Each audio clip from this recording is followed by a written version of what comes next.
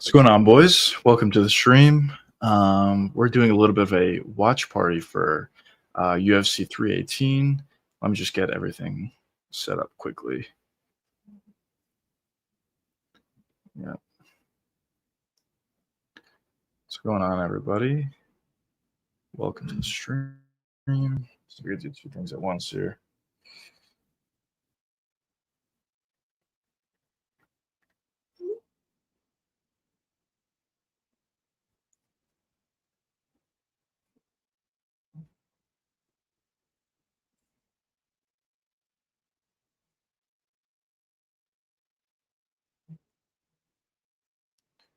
There we go.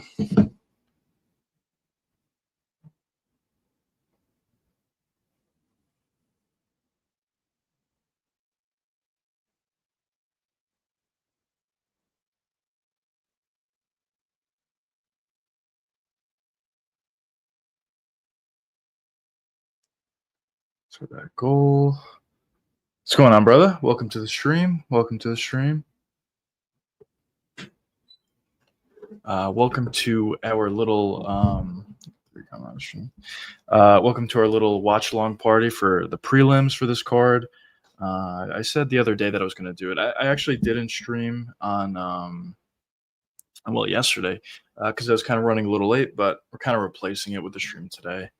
My hood versus your hood. Which hood has the most? I don't know. Where's your hood? Where's your hood? I don't know. But anyways, I just wanted to mention how this is going to go. So as you can see at the top of the screen, I have a little bit of a timer. Obviously, it's not the most effective way to do it. You see like the download link or whatever. But I was just kind of quickly scrambling to figure out how to get this little timer up. So this is what I got for now. I'll make improvements next time. But whenever the round starts, I'll start the timer so you guys can sync up with what I'm watching. Lincoln Hills, Ohio. Well, I'm from New York, so well, Air Force. I would assume you would have me beat. You might honestly, I don't know. Agriculture, I might have you beat. I don't know. Close one, very close. but yeah, so we're just starting with the card. Hopefully we're starting soon with the first prelim. Who is the first prelim? Actually, let's see. Let's see the whole schedule. Carly Judice. All right, we're in for snooze fest in the first one, most likely. But we'll see what happens after that.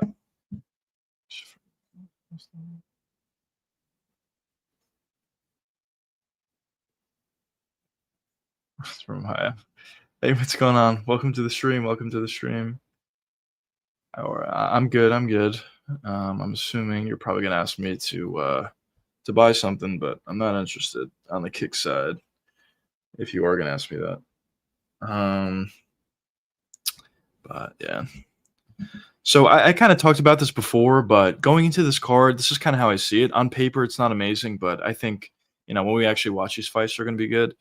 For the Judice fight, most likely it's going to be a boring one. But after that, the Bruno Ferreira fight should be fun. Ryan Spann fight should be relatively fun. Jimmy Crute and Prochnio might be, some action in that one as well. And Gutierrez, that fight should be a really good one. Prado should be good. So there's a lot of good fights on these prelims, or solid fights, I guess, on these prelims that I think will be decent. But yeah, so we just have these girls walking out. We'll have probably a couple of boring fights before we can get into some of the good ones. But overall, I'm pretty excited for this card. Obviously, we have some plays going on, some bets going on for this weekend or for today. Just to reiterate, for anybody that wants to take anything last second or wants to tail some of these plays, for the prelims, we got I'll do this quickly. So for the prelims, we have Prado money line, which his number is going down. He's minus 130 now. Originally, he was minus 146. So maybe a little bit better value on him. So we have Prado money line. We have Vinicius Oliveira money line. We have Max Holloway money line. Patricio Pitbull money line. I bid. I bid. I decided to take Paulo Costa money line, even though we probably can't trust him, but I took a shot on it, not too much on it. And yeah, that's some money lines I have. And in terms of parlays, I parlayed Kevin Holland and or sorry, no, I parlayed Brennan Allen and Vinicius Oliveira. But yeah, those are the plays that we have. So he's just doing the announcements right now. Just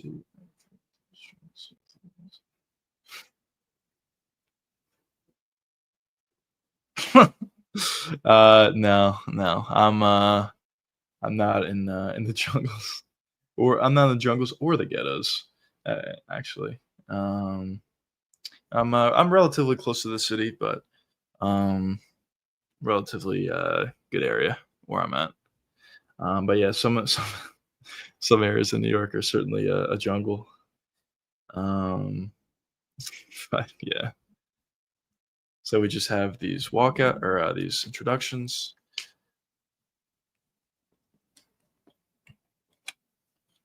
I just want to get this timer set up. Let's see how quickly we can do this. Kind of going tab to tab here.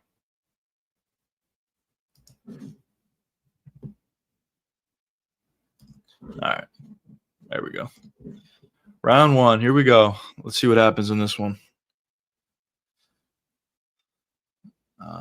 Some decent shots there. Some decent shots from Cagliari. Very aggressive from Cagliari. A lot of kicks, a lot of punches in close. A little clinch here.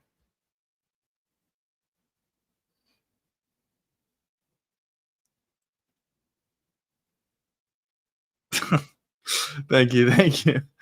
I think that's a compliment. But Lucas Tracy has had some really bad takes over the years, so I hope not to follow his footsteps in terms of that. But yeah, he's been very successful on YouTube, so good for him. He's been doing some good things, and I appreciate the compliment if it's that. Yeah, we have some striking here going on. Not usually, coming up short in a lot of these shots, but relatively aggressive so far. And the clinch again. Nice jab from Judice there. Ooh, nice knee up the middle to the body by Judice. Takedown attempt, and she got it for Cagliari.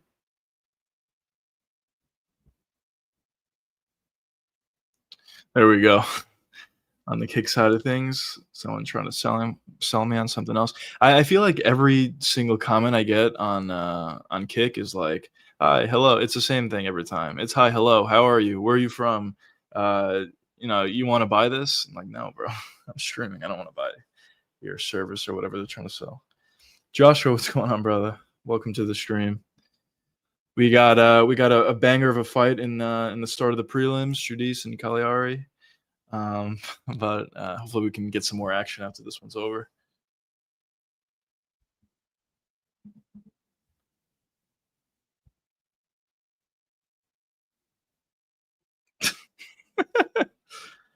That's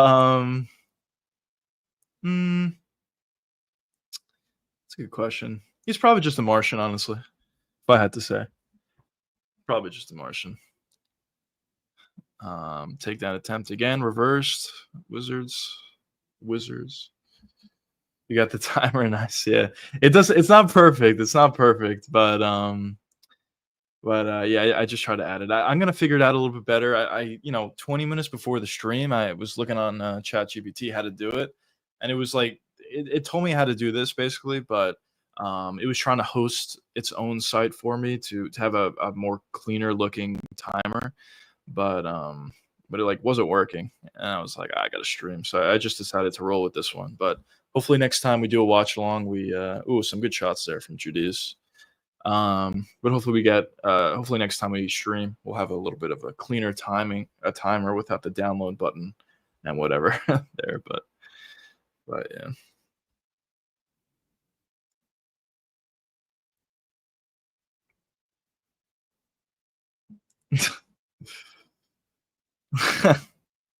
I could see that honestly. Mormon background for him. Oh, good takedown. It does the job. Yeah, yeah, we're working with it right now. Um, Solid takedown from Judice. I wasn't paying attention, but I think she took it down, and then she just got right up. Nice front kick by Judice.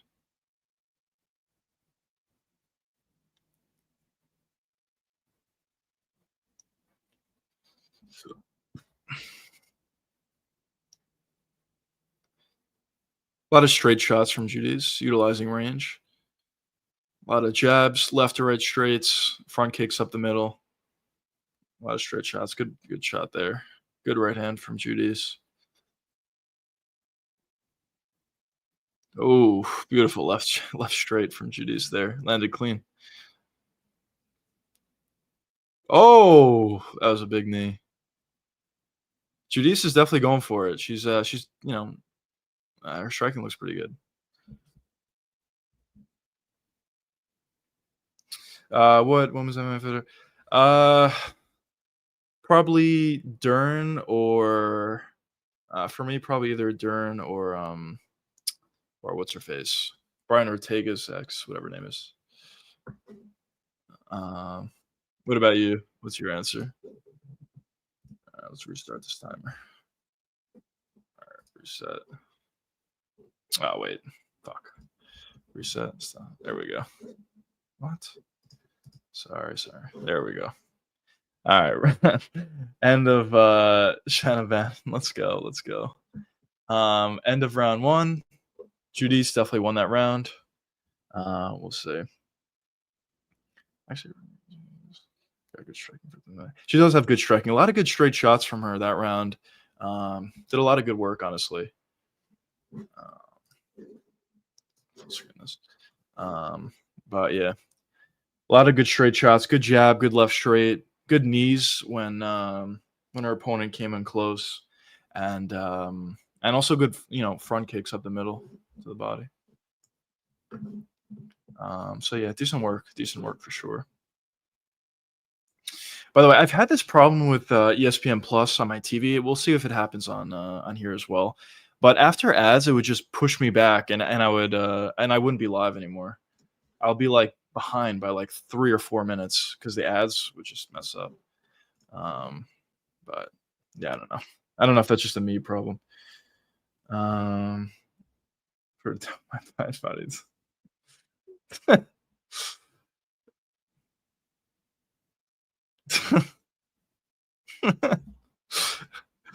Let's go, boys. Let's go.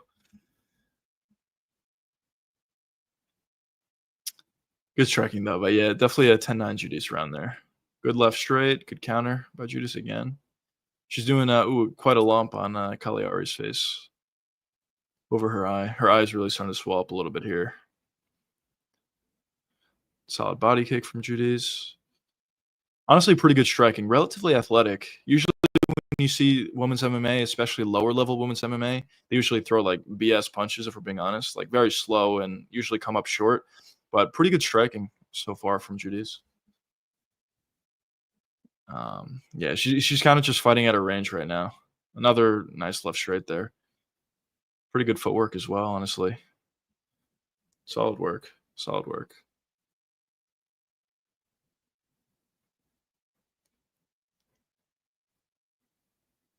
This is very crispy. Doesn't really seem like Cagliari really has any answer for her striking right now. Good jab, good left straight. She's not doing anything like crazy, it's kind of just the fundamentals here. Pretty clean fight, but she's utilizing her footwork, straights, and striking pretty effectively thus far.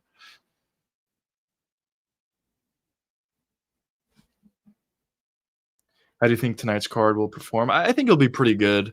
Um, as I said, like going into this, I thought the card itself wasn't amazing on paper. It's not going to be a card where you're really looking forward to watching it, from a month out or for a few weeks out. But but I think on the night of like tonight, I think we're going to see a lot of fun fights, and I think we're going to see a lot more finishes than maybe we expect. Hopefully, I'm right. We'll see how many finishes we get or fun fights, but um, I think most of these fights are set up to be fan friendly styles or matchups at least. Good takedown, good stuff takedown by Judice. Don't worry, just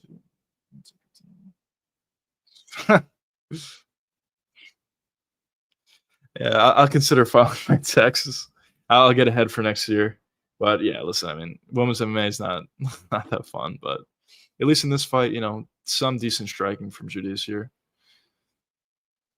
Cagliari's kind of just trying to make it a dogfight, throwing a bunch of wild shots, trying to get in the clinch, trying to get takedowns, but thus far to no avail.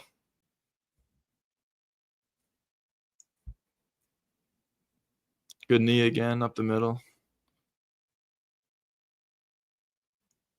Couple decent shots from Cagliari. They have a Canelo Crawford promotion going on. It's kind of weird to say, honestly. They should do mud wrestling and MMA. Yeah, why not? I think it'd be more entertaining than most of these fights. Most of the women's MMA fights.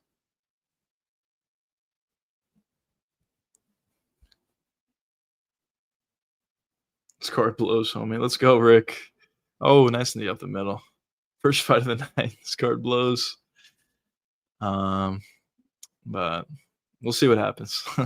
Hopefully the card turns out to be good. But welcome to the stream, by the way, Rick.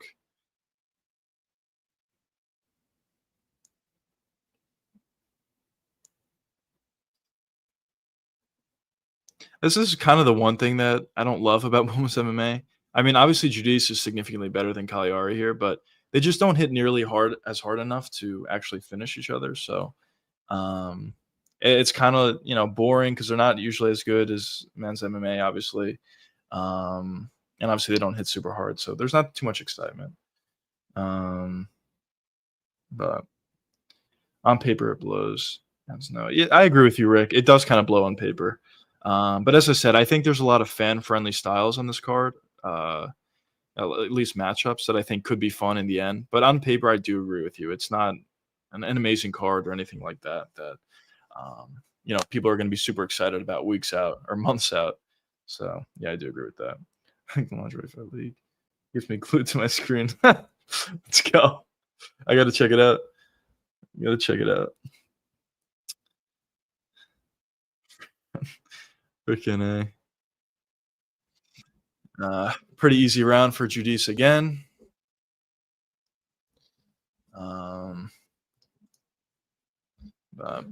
Definitely, bro. I pressed stop. All right, there we go. But yeah, definitely 2 rounds to nothing for Judice, but not really much of a close fight here. Probably be an easy 30-27 in the end of it, but we'll see what happens, I guess. I'm more so looking for towards some of the other fights on this card. I'm definitely excited to see the Oliveira fight, Vinicius. I have a decent stake on him as well as I made videos about him in the past, so I would like to see how that pans out. And also, I'm excited for the main event. I'm excited for some of the other fights in the card as well. So we'll see. I'm also really excited to see what Gutierrez looks like. I think he's going to be very good. He's very athletic. He hits ridiculously hard, and his technical ability looks pretty good. Who you leaning in the main? I'm leaning towards Max personally. The reason why I'm leaning towards Max is because when you watch back their second fight, let me just get this time already. All right, there we go. But when you watch, did I mess up the timer? I don't know. Anyways, when you watch their second fight back between those two, when Dustin was landing, he was really hurting Max.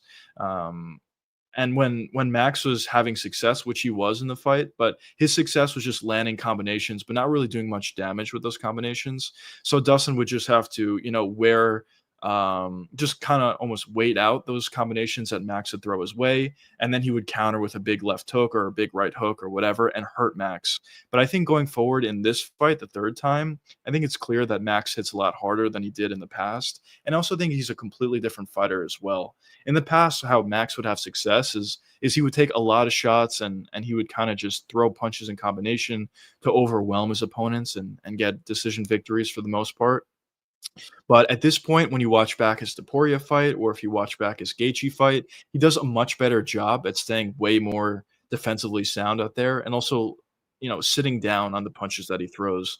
So I think in this fight, it's going to be a completely different version of Max Holloway, and I think in the end he'll get the victory. But of course, you can never count out Dustin Poirier, and obviously he did already beat him twice in the past. So we'll see how this the main event looks. But I personally think. That Max is gonna win.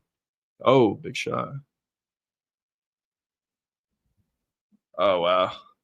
Oh, that's so weird, bro. My stream's messed up. It was a beautiful knee for Trudis, and she got a finish. That was weird. Dude, that's so weird. My sound is quicker than my audio. That's so weird. Or my sound is quicker than my sound's quicker than my video.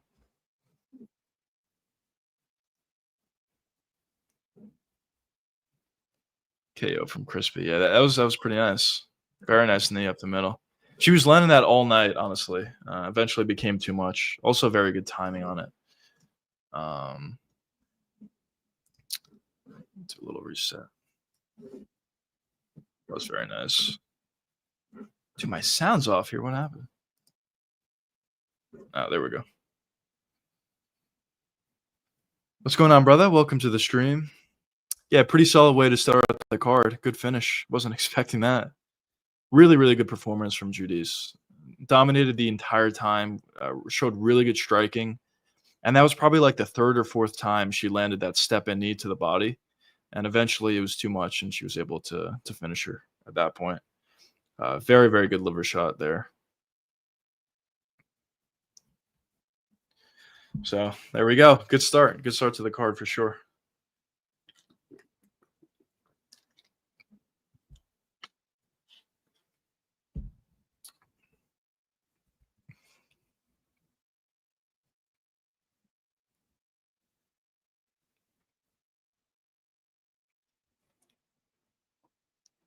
She's almost definitely going to be ranked. I mean, obviously, women's MMA is not great, but when you see chicks that have that are actually athletic and actually have an understanding of striking, usually they tend to be top 10 ranked fighters. So I think she'll probably be ranked relatively soon, if not already.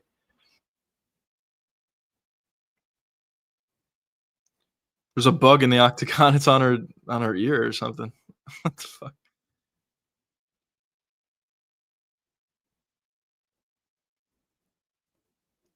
This bug's going all over the place.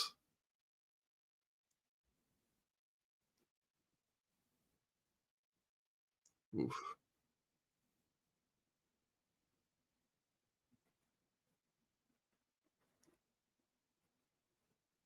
The other two were solid, but the third one was perfectly placed and perfectly timed when she was coming in.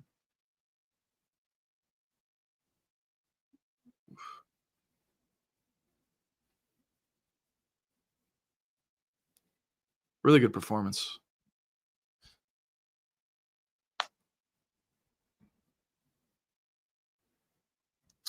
What's my reach looking like these days? I don't know, honestly. I don't know. I'm 6 foot. I would like to think my reach is close. Honestly, I have no idea. I've never measured it. Um, but I don't know. What's your reach looking like, brother? Well, what do you think? What's my reach? Um, I don't know. Yeah, I don't know.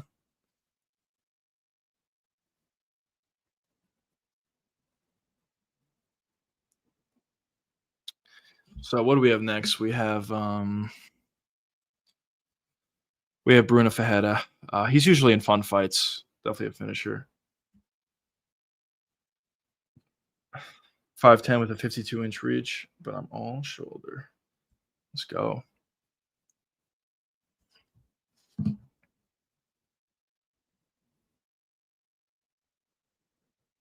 That is kind of funny, yeah. Initially, it was supposed to be the co-main event. I'm kinda happy it's not the co-main event because that fight's not very exciting. But, I think the thing that makes it more exciting is the fact that they have bad blood. Um, so, yeah, I guess it is kinda weird that the only fight with bad blood isn't on the main card. I guess, Michael Johnson and Zellhuber sort of had bad blood a little bit in the press conference. I know they were talking a little trash, and Zellhuber was, trashing MJ pre-fight. That's how he got the fight put together. So, maybe you can say there's a little bit of bad blood there, but really not. This card's not really like a bad blood card. It's kinda just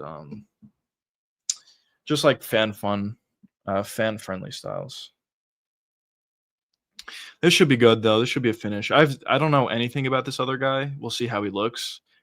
Sometimes these guys tend to be a little bit more aggressive when you know nothing about them. So we'll see. And obviously Bruno Fajeda is ridiculously aggressive. They probably.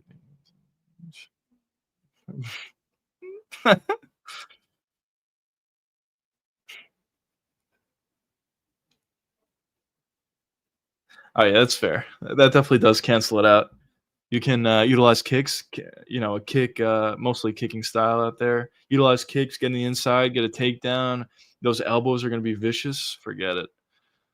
Um, Jackson the Moose McVeigh. Let's go. What a nickname. I'd rather Vittorio Allen Coleman than Kopylov, honestly. Yeah, that's fair. That's fair. I think that fight could be fun, Costa versus Kopylov, but with Costa at this point, it's just so difficult to predict with him.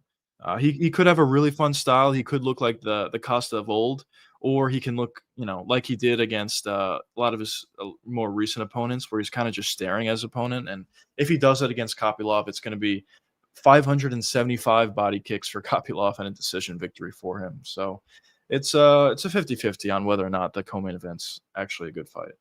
Um,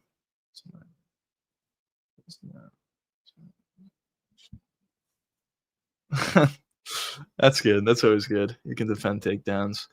But but yeah, with that reach, you might as well honestly just maybe get in the clinch, land elbows, especially if you're all shoulder, and at range, utilize kicks, front kicks, leg kicks, head kicks, if you can get it high, and get takedowns. Why not? When get a takedown, get on top, land elbows. Forget it. Freaking forget it.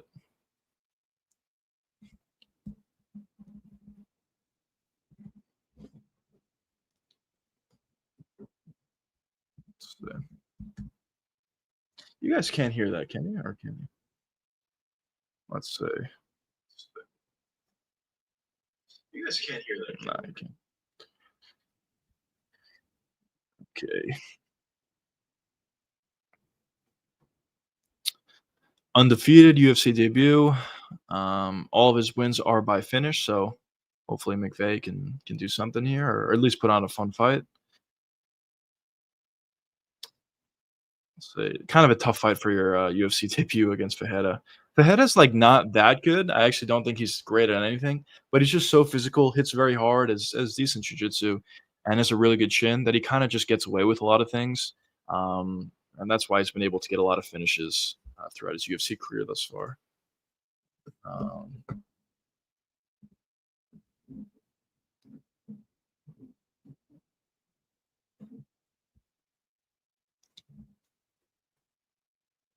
let's see how he looks here. Let's see how he looks here. I kinda miss doing this, to be honest. A little, watch along for a card. It's been a while. The last card we did it for was, for the Usman one. I believe we did the entire card, for that one, so that was fun.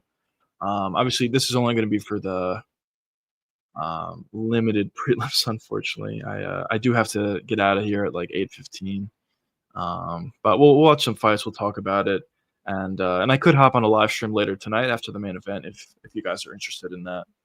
Um and I also will be making a immediately after the main event, I will be making a in-depth breakdown of why I was right or why I was wrong. A little series I have going on my channel about the main event. Obviously, I picked Max Holloway, but we'll see what happens.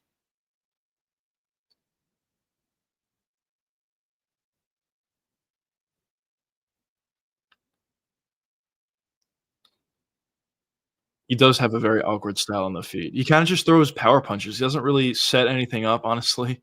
He just throws power punches. He has good elbows. Obviously, he hits ridiculously hard.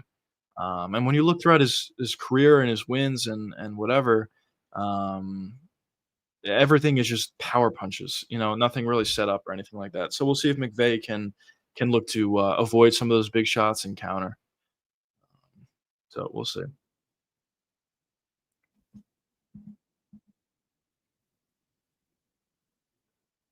His last fight was kinda hilarious. He was kinda losing the entire fight until he wasn't, and then he just found, he just found a finish late. Um, but very big favorite for Bruno Ferreira. Let's see what happens in this one.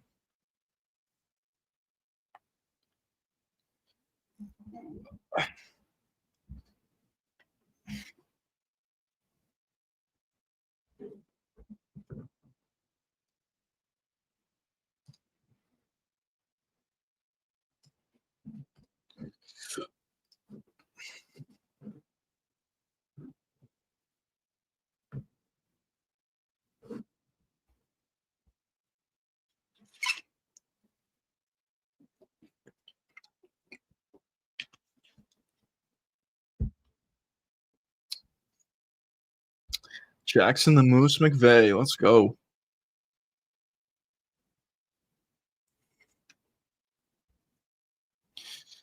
Pretty small for 185, honestly, 5'10", but he's very muscle bound, so makes it work.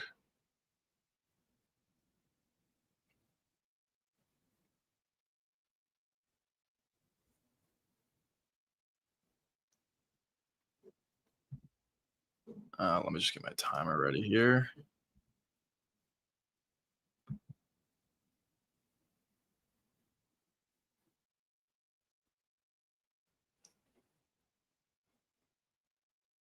Alright, there we go. Apologize. Thoughts on I think he's pretty good. Who's he actually fighting? I actually don't even know. Um, oh, Adam Fugit. Yeah, he's gonna win. I don't think Adam Fugit's all that great. I mean, obviously he's a ridiculously big favorite. I think he's pretty good. I think it's gonna be a win. Um, this is actually his UFC debut, and he's a huge favorite. But I'm not too high on Adam Fugit at all. It's kind of one of those fights UFC puts together for some of their younger guys where they give him a fight that they probably should win, and I think he's going to beat Fugit. So I think he's pretty good, but I guess we'll see. We'll see how good he is and how he's able to win and whatever in this fight.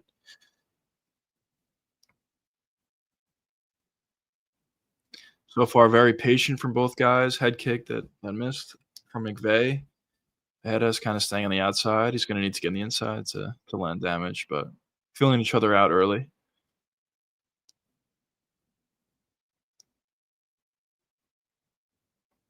A lot of movement from Fajeda.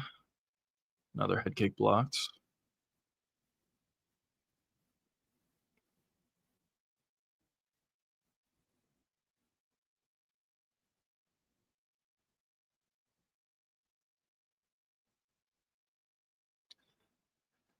Oh, nice right hook landed by Fajeda there.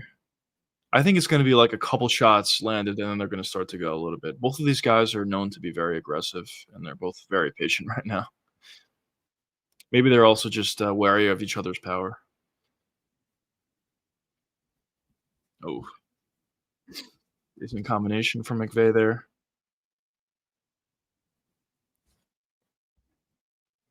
McVay looks like a creative fighter. He kinda does. Oh, big leg kick. That really hurt. Now McVay's going for it. I've never seen a reaction on a leg kick like that, especially on the first one. McVay got Fajeda's back. Oh, no, he doesn't. Fajeda oh, there's a scramble here. McVay, I think he's a little high here. McVay's on his back, sort of, but Fajeda's trying to stand up. He's too high. There it is. He got flipped over. Now Fajeda's on top inside control. That was pretty easy for Fajeda.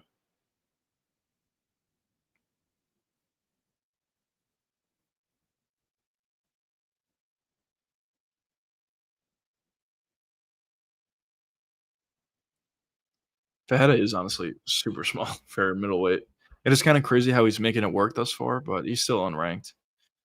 Um,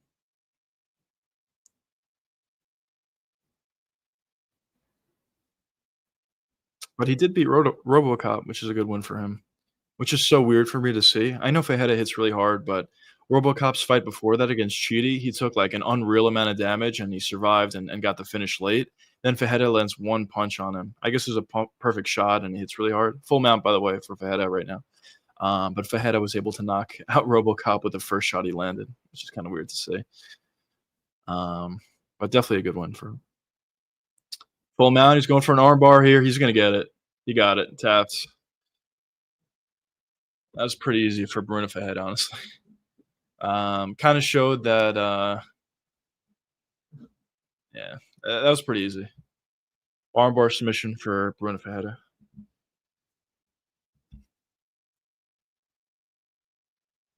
I wish Bo Nickel will go down in weight too small. I agree, actually. I actually do think he should move down as well. Um, in some of his fights, he honestly had some trouble getting takedowns against some guy, obviously mostly unranked guys that he's went up against. So I do agree he's probably a little bit small. I probably should move down in weight. But yeah, this is pretty easy. On the feet, Fajeda landed like one leg kick, which hurt McVeigh. Then he got a takedown, good scramble. He got a takedown. Was sort of going for an arm triangle, transitioned into an arm bar, and that was it. Got it very easily. Very nice transition from Bruno.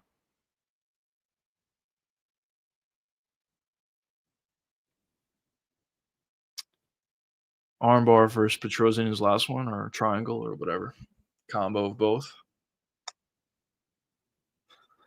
Um, it was a right fight. I mean, we got a finish, but it wasn't like a super exciting fight or anything like that. Uh, yeah. Crude fight next. I don't know. Let's see who's next. No, next is Ryan Spann and Bretsky. Belly down, armbar, something you don't see often. That's true. You don't see that too often. Um, yeah, so next we have Spann and Bretsky. I was thinking about taking Bretsky earlier on in the week. I decided not to, just because he's terrible, for being honest. But what I'm assuming should happen in this fight is Spann should land a big shot and get a knockout, or maybe club and sub where he knocks down Bretsky and gets some sort of guillotine or something like that. But you know, he definitely should win this fight.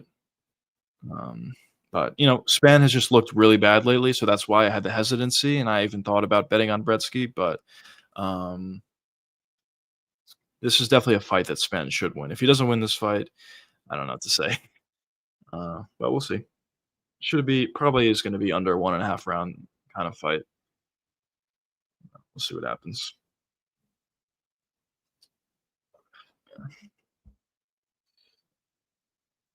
Span doesn't win, he's officially cooked. I agree. I actually think even if he does win, he might be cooked. But if he doesn't win, yeah, it's official.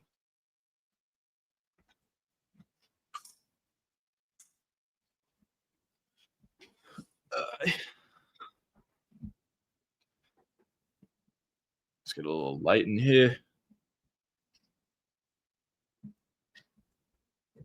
Dude, why is my video not linked up? There we go.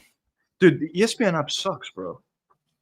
It's actually really annoying. It happens to me all the time. When there's ads that go on, like in between rounds or in between fights or whatever, it for whatever reason, when the ads are over, it pushes me back, so I'm not live anymore. And it's happened to me multiple times where I was like 10 minutes behind. And so one of my friends would text me like, "Oh, like that was insane" or whatever, and then it would just be like the start of the first round for me. It's like it happens to me all the time. So now after every ad, I need to make sure that I'm live, and it's really annoying. ESPN app sucks. Um, is it crazy that I picked Pragnino against Crute? I actually don't think so. I was also even thinking about potentially betting on him as well. Not because he's good. I mean, he has decent kicks on the feet, but he's not like actually good or anything. I just don't think that Crute's good either. In his last fight, I thought he had a pretty bad performance. It turned out to be a draw, but he had his opponent hurt a lot. It was Alex Pereira's training partner in that one. He had him hurt a lot. He had a wrestling advantage, even on the feet, he was doing some decent work, but it kinda just seemed like after round 1, he gassed out or he gave up or I don't know what happened. I'm assuming he just gassed out, and, it was a 10-8 round in the first, and then he lost the next 2 rounds, so I'm personally not too high on Jimmy Crute. He's not really super athletic. He doesn't hit that hard. His wrestling's not that great, um, but, uh it's not like Prachnio is that good, but I don't hate the bet, or I don't hate the pick. I was thinking about betting on Prachnio as well. I decided not to, but I was thinking about it, but we'll see what happens in that one. UFC BJJ, live on YouTube. I might check this out. I've honestly never really watched BJJ in the past, but, maybe something I'll tune into, see if it's any good.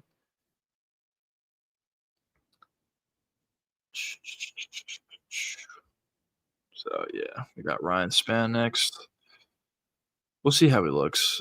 I really hope, this is a fun fight, and I kinda hope Ryan Spann's not completely washed. I think he may be, honestly, but I kinda hope he's not just because, he does have a ridiculous amount of power, and he's a fan-friendly kind of, fighter. He does put on a lot of exciting fights, so we'll see. Fretzky's 9-6, he's in the UFC. Oh, man, the heavyweight division is in some sort of, spot here. There's just, like, nobody that's good, outside of Tom Aspinall.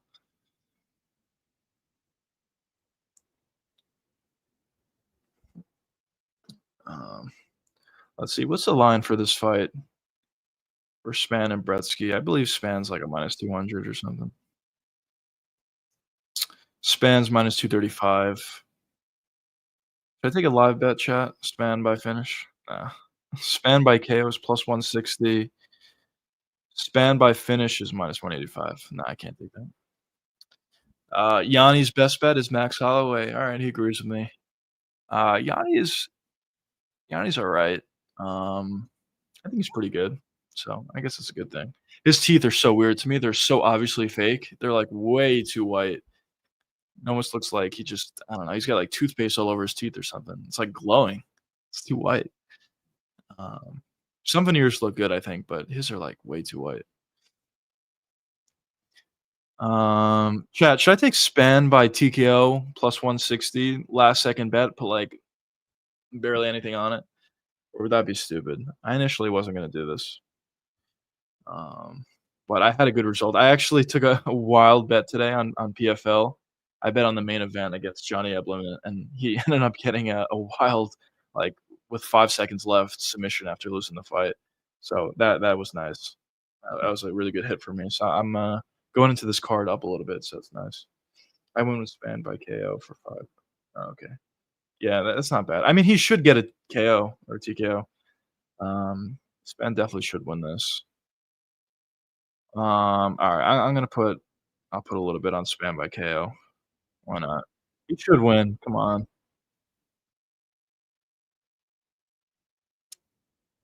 Never mind, he took it off. Um,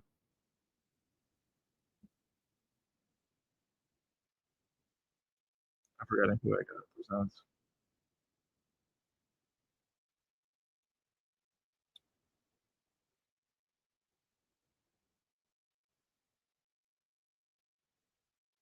Wow, Bretsky by TKO is not that good.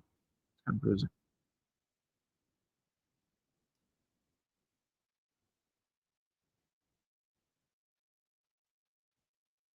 I gotta stop doing this. I took Spam by KO. I gotta stop doing these impulsive bets. They usually don't work out for me. Usually what works out best for me is I'll just, think about it, make all my plays for the week before the card starts and just let it ride, which I'm gonna do for the most part, but I decided to take Spam by KO last second. Let's see what happens. I mean, he should win. I mean, let's be honest, dude, he should win.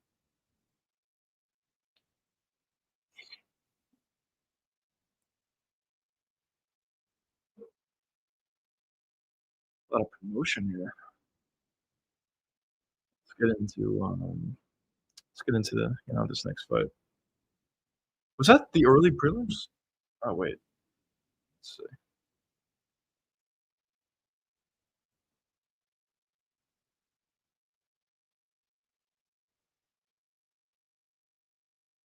Okay, no.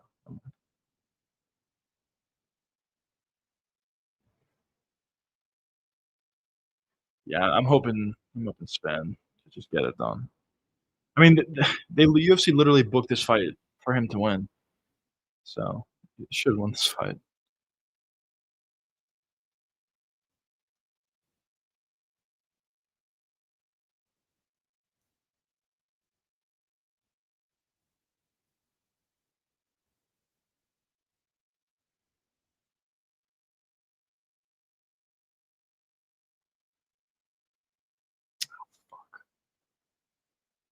I gotta dip out at 8, but I wanted to, stay on stream for Antiba, but he's on the prelims, which starts at 8. I might finesse my way and stay on stream a little bit longer. That's gonna be an exciting one. I actually really wanna see how he does. I think he's gonna be good, as I said. He has really good power, he's really fast, and, honestly, he's pretty technical. A lot of times what you see from some of these African guys that come over, usually they're very athletic and usually they hit really hard, but they don't typically have great technique. And, Antiba, he has pretty good technique thus far. He's pretty early on into MMA, learning MMA, so I'm very high on this guy. I think he could be really, really good. We'll see what he does in this one. Valentine is obviously not an amazing fighter, but he does a lot of things well. He does a great job at being aggressive, um, and, he does some good things out there, so it should be a good one.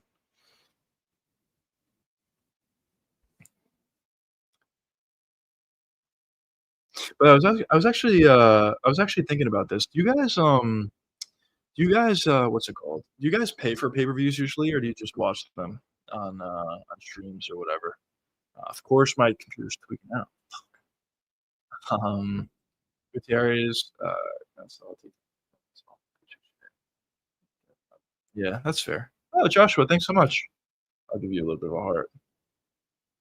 Thanks for the good content, brother. Thanks so much. I really do appreciate it. Thanks so much for the super chat. This will I'm kind of using like everything that I make right now from YouTube, from super chats or from ads on videos or whatever to get a new computer. This computer like tweaks out like once or twice a stream. So it'll definitely be going towards that. And thanks so much, Joshua. Seriously, I really, really appreciate that. Um, yeah, yeah, it happened again. I really, really hope the UFC goes to Netflix. I know I'm complaining a lot about the ESPN app, but it's so annoying.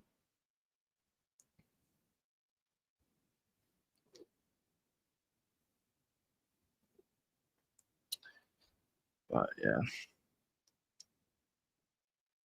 commercial break. We'll be right back.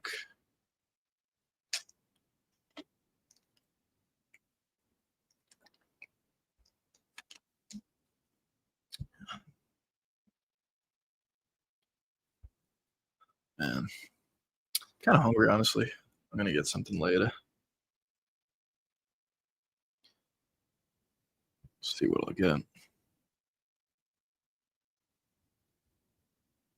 Honestly, I kinda am, I know some of you guys were talking about it in chat before. I am kind of excited for Islam as well later on against Fugit. I actually think he's gonna be pretty good. Obviously, 11-1 record. His Contender Series performance was pretty good, first round KO, or TKO, and, mostly finishes, honestly, or all finishes, yeah, 7 KOs, 4 submissions. He looks pretty good. Um, Fugit's kinda, like, up and down, honestly, so we'll see how he looks, but I'm assuming Islam's gonna win that one. Excited to see how he looks.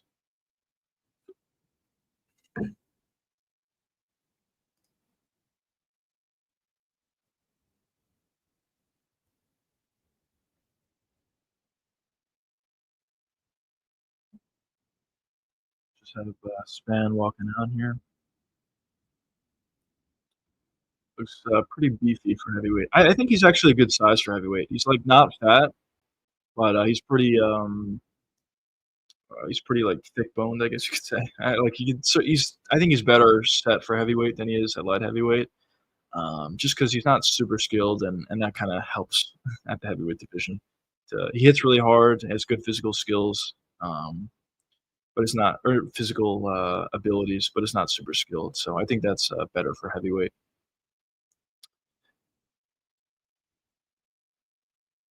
There is, like, a real world he's only 33, Span. It is kinda weird, how, he does look a little bit washed sometimes, or in a lot of his fights, honestly. He's only 33. There is a real world where this guy, knocks out a bunch of blobs and gets into the rankings and maybe even does something, once he gets to the rankings. I don't think he's ever gonna be, like, a top 10 or top 5 guy, but I could see him having some success against some of the blobs, and, Gretzky is kinda one of those blobs, at least I would consider him to be. We'll see what happens here.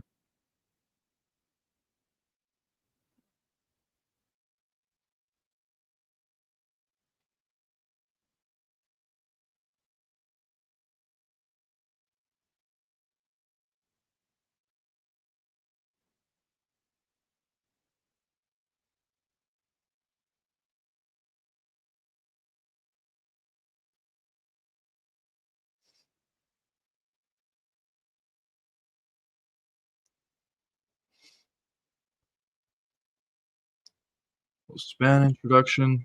Let's get into this one.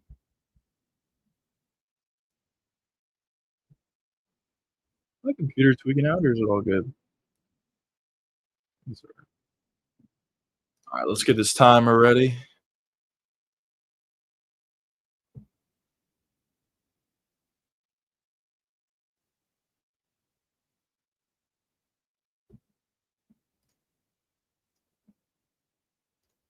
There we go.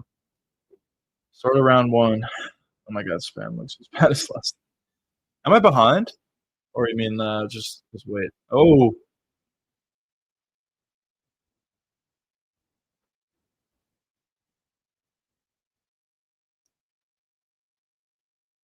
come on, Span. Land a big shot. Oh, we got caught with a left hook there. Decent leg kick from Gretzky. A lot of pressure. Oh, fuck, this is not what I want. Span gets a takedown. Ah, he might fuck. Fuck, why did I KO? Ah, he might get an arm triangle here. He has to get over to the side. He might get it. Gretzky's kinda doing a good job at stopping him from getting to the side. Now the cage is in the way as well. I don't think he's getting the submission. Span's on top, though. Some ground and pound shots that were blocked.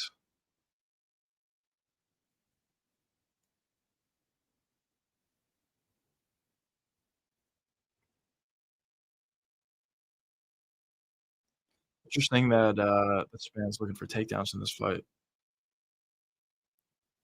I kinda feel like he has an advantage everywhere against Gretzky, but then Ige's a solid lock. Yeah, I could definitely see Ige winning. I definitely could see him winning. Obviously, he has, always trying. Oh, full mount for, Span. Yeah, I could see Ige winning. He has a good chin, he hits pretty hard, and, um, and he's pretty solid. He's pretty solid. I'd like to see some more, ground and pound from Span here. He's in full mount. Hasn't really done anything yet.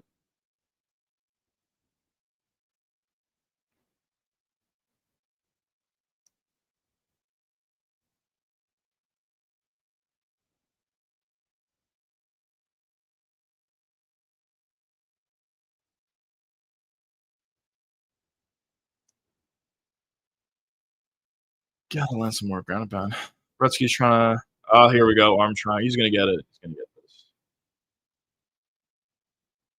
He's gonna get this.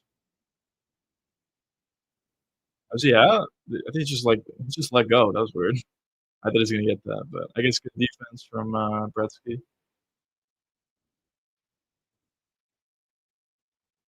Nice. Ooh, guillotine. Yeah, I think he's gonna get this.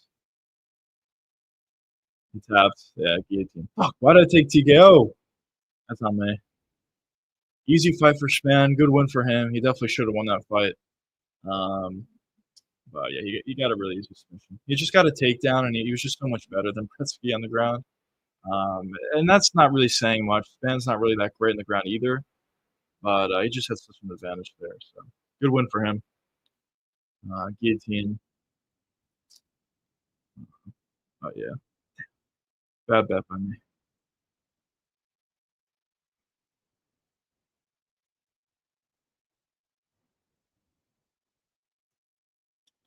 But yeah, now they got a win, and he got it relatively easily. I kind of what I said earlier, I think could certainly come to fruition. I really do think this guy could just, especially as he does have some wrestling and some jujitsu, which a lot of blobs just don't have at all. I do think he can beat some guys, some more unranked guys, and even some guys at the lower half of the rankings. I think Span could actually beat them. So we'll see. Span actually used his skills. Yeah, he did. A lot of times he doesn't. He just looks to, like, throw wild strikes and he gets caught, or he just gets tired and he loses a fight like that. But yeah, he obviously had a game plan going into this fight, get a takedown, dominate on the ground, and find a submission eventually, and he was able to do that. So good victory for Span. We'll see where he goes from here. I'm assuming probably, like, one more unranked guy is gonna be next for Span, and if he's able to win, especially if he's able to get a finish, he'll probably get a ranked guy in that point at that point, and we'll see where he goes from there. Um, but yeah, listen, Span has all the physical tools, and he has decent skill on the ground. He's not amazing, but he has decent skill on the ground, which is saying something in the heavyweight division. So I do think Span could potentially have a lot of success or some success at the heavyweight division. We'll see.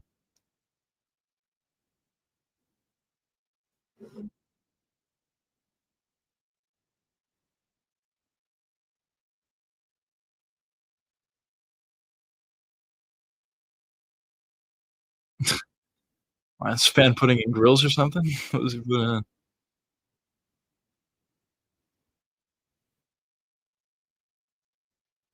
Yeah, I think he put in grills.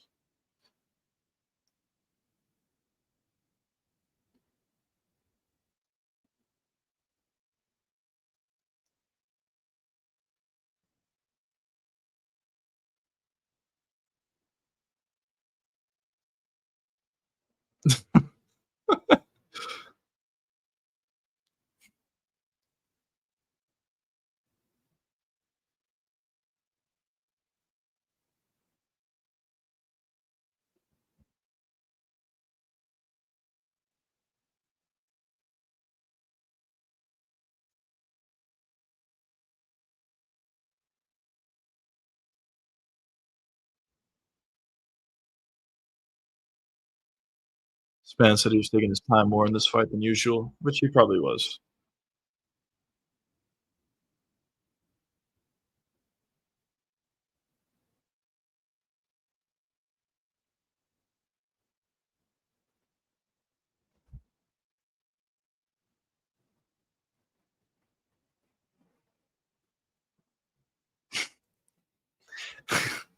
Good question. Ryan Spann actually has a good guillotine though. It's like legitimately good, not even just in this fight, but in a lot of times when he goes for it, he has a pretty good power guillotine. So good performance from him. As I said going into this fight, I always thought Ryan Spann should win this fight really easily. It's just he looked really bad in some of his recent fights, so that's why I had the caution. But but he definitely should have won this fight, and he did. Good performance for Spann. There's his grills.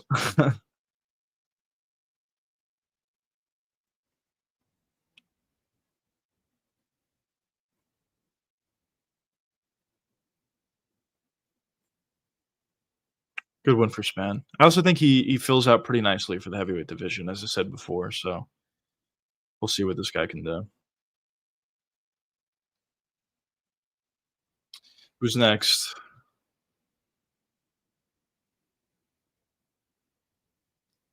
Jimmy Crut's next.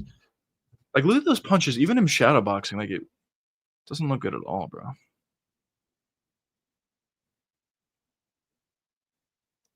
See what happens. I mean, this is probably a fight that he should win, but I don't know. If Prochnow can just stay on the outside, utilize leg kicks, body kicks, and some head kicks, maybe he can have success.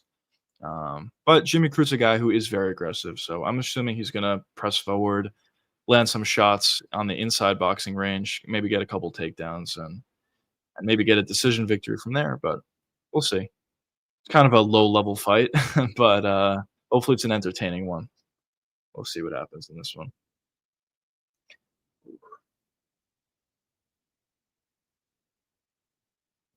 By the way, I just wanted to point this out because I was thinking about or it just came to my mind. Ben Askren posted a new thing, a new update or whatever, and he looked a lot healthier, so that was good news. Just thought I'd share that. I feel like crying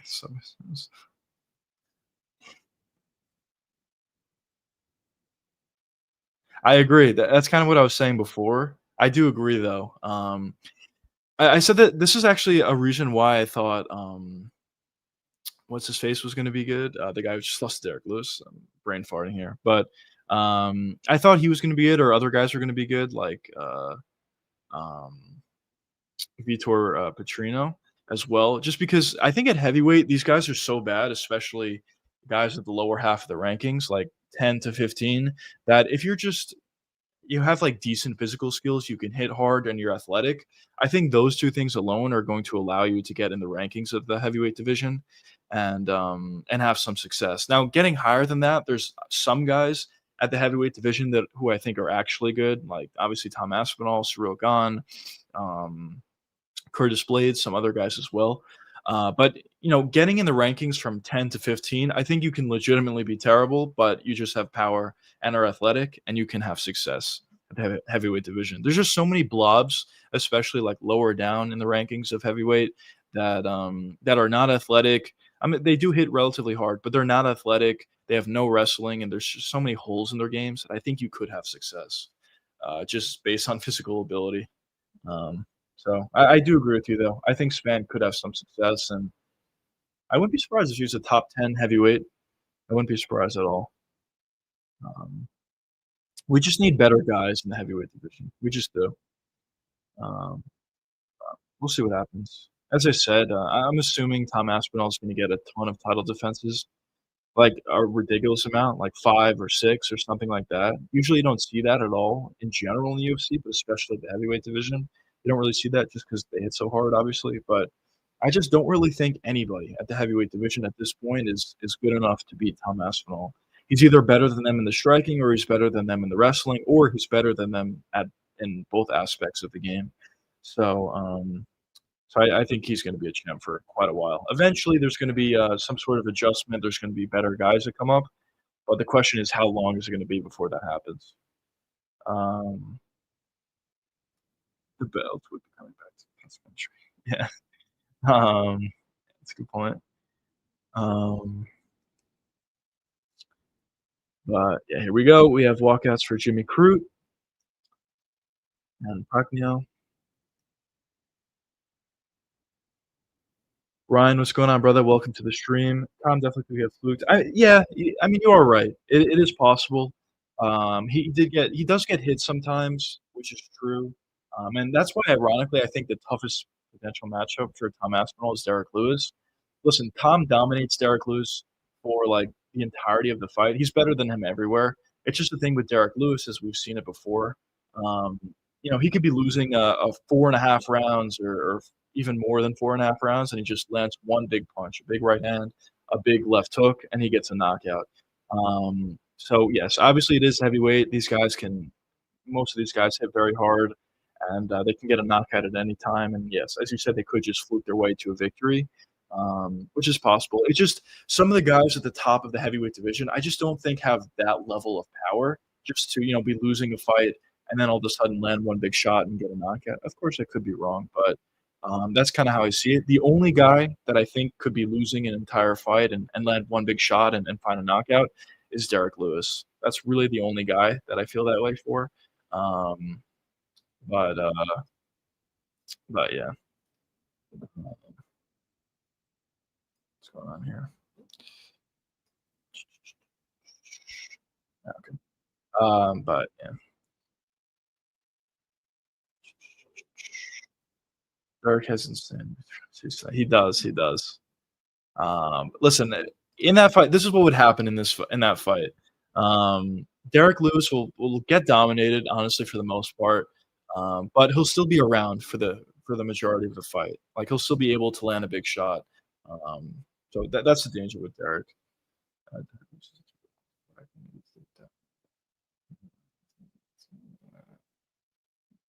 Uh, I agree, I agree. I mean, Almeida was able to take down Derek Lewis, and he had full mount. It was the weirdest fight ever because he had full mount for 5 rounds, and he really wasn't able to do damage. It was so weird from Almeida. But, um but I do agree with you. If I were Tom, I'd probably just go for takedowns. It's probably the easiest path to victory avoiding all the danger that comes back your way with Derek Lewis. So I'm assuming he's just gonna go for takedowns, and I wouldn't be shocked if he finds a submission. Um, so yeah, I mean, listen, it's like a 98% chance that Tom Aspinall wins. The only reason why I mentioned Derek Lewis is just because, as I said, he could just land one big shot and fluke his way to a victory. But for other guys like Cyril Gahn, he has good striking, obviously, but Aspinall is probably just going to take him down and submit him. And even if he was stuck on the feet with Gahn, Gahn doesn't have the power necessarily to knock out Tom Aspinall with one punch. He's kind of, ironically for heavyweight, he is kind of more of a volume guy for that division. So that's kind of why I don't think Tom would be able to get it done. For Almeida, he doesn't have the striking to knock out Tom Aspinall, I don't believe. For Curtis Blades, he has decent power, but he just doesn't have the IQ to beat Tom Aspinall, unfortunately. I've talked about Curtis a lot in the past. I think he's actually good. He's pretty fast for heavyweight. He hits pretty hard. His wrestling is solid. His leg kicks are good. He's athletic. There's a lot of things to like about Curtis Blades. It's just the problem with him is when he fights those upper echelon of guys, he just makes one or two critical mistakes and he gets finished for it. So that's kind of why I don't think Curtis Blades would win. But theoretically, I think Curtis Blades has a good skill set to beat Tom. Derek Lewis. There's snow in the air. That's also the one thing, though. You kind of did point out a pretty important point. Tom kind of does leave his chin up there, out in the air a lot of times. Obviously, Sergey Pavlovich was able to land a decently big shot. Tom was able to eat it, but his chin kind of is up there in the air a decent amount of the time, and he could get caught for it eventually. So yeah, a guy like Ngannou, if he ever wanted to come back to the UFC, or Derek Lewis, if he ever gets that title shot. Um, if one of those 2 guy lands on Tom Aspinall, especially with his chin up in the air, it definitely could be a knockout, for one of those guys. Um, yeah, I kinda just think Tom is just too good for everybody, so the only way I think you can probably beat him at this point is just landing a big shot. So probably the ideal guy to beat Tom is a guy who has really good takedown defense, hits ridiculously hard, and has good cardio. If you have those abilities, you could possibly beat Tom. But I don't think anybody really checks off all those boxes, current heavyweights right now.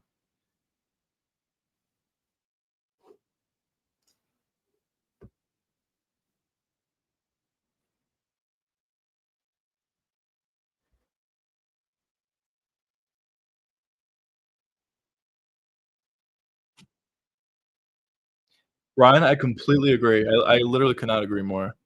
This card is kind of just a card of, probably fun fights on paper, or not on paper, fun fights, but on paper, the card kinda sucks, honestly. Um, there's obviously some names that people know, as you said, but I don't think there's, fights that are number 1 contender fights, title fights, or any fights that have real meaning. So I'm, also going into it, I'm not super excited. And next week's card I think is a lot better. Unfortunately, the Pico fight versus Movsar is off, which kinda sucks, but, the rest of the card is still really good, and I think the main event's gonna be good as well, Whittaker and RDR. But here we go, we're just getting started with this fight. Let's just set up this timer.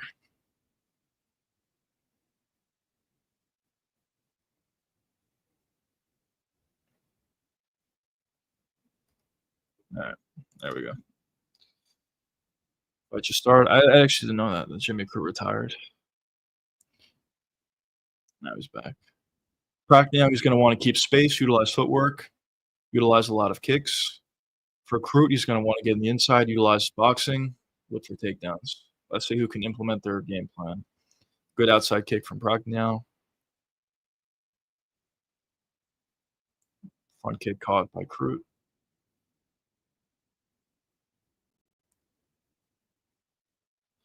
Crute try to get on the inside. Good footwork from Prachnio to get out of the way.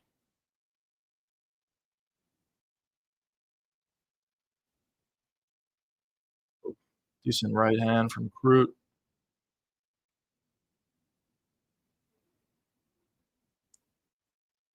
Another low kick for Prachnio. This style's kinda difficult though because, like, Prachnio style, just because you gotta land so many leg kicks to have any sort of meaning, and you have to utilize footwork and just try to keep distance and space at all times, which, he can do it for a while, but eventually it becomes hard to do it for an entire three-round fight. Some decent shots. Crew kinda just ran into a couple shots there, but Prachnio's not really known for uh, his work with the hands, so didn't land anything significant.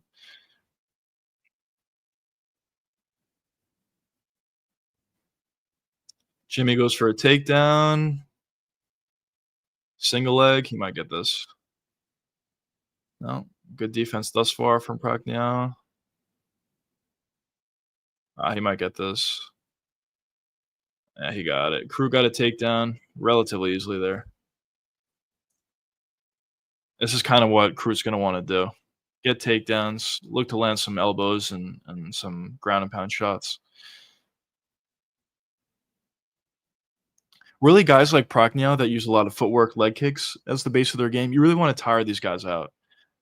Um, Because once you get to the second tail end of the second round or third round, it becomes very difficult to keep up a high pace and utilize a lot of movement and stay out of the way of shots.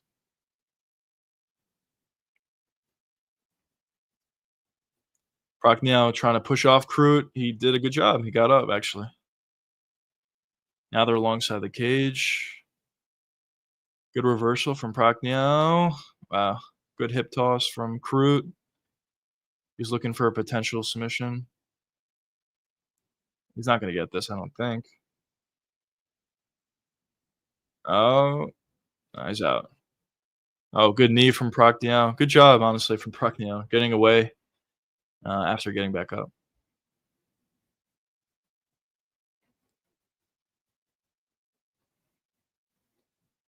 Couple body shots from Prachnio. Honestly, both guys want to tire out their opponent, which is obvious, but in this matchup specifically, I think it's even more pronounced. Oh, good left hook from Prachnio.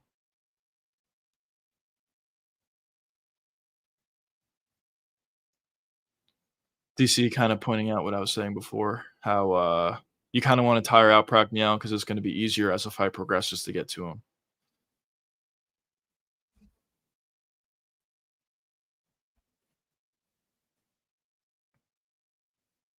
Crude. What's going on, brother? Welcome to the stream, by the way.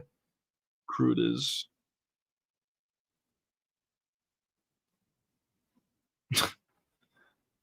cameraman fell off the little platform. Good takedown from Jimmy Crute. Jimmy's just going to want to grind out this first round, make Prachnio stop takedowns and force him to be in a lot of scrambles, tire him out.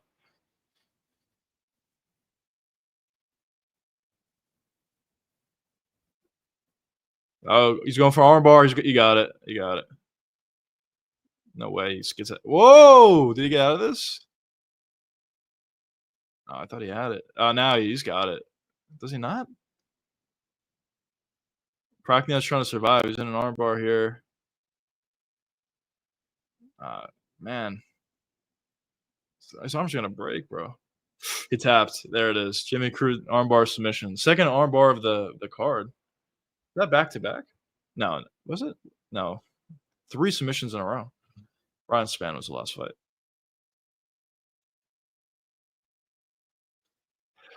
Damn it. Did you bet on it, Joshua?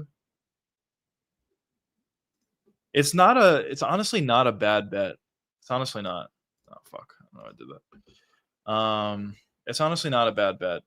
Kind of saw how Jimmy or sorry, how Prachnio could have won, utilizing footwork, staying out of the range of Jimmy Crute and utilizing a lot of leg kicks, but unfortunately Jimmy was able to get a takedown and found a submission not too long after.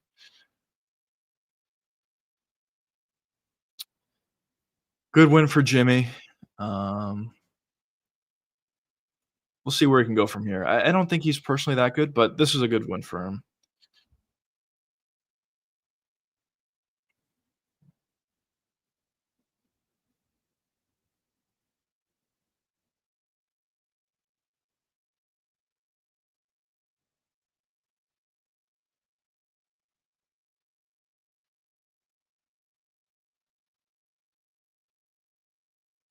It's pretty crazy. How often do you see this? First of all, every fight has been a finish thus far on the card, including the women's fight.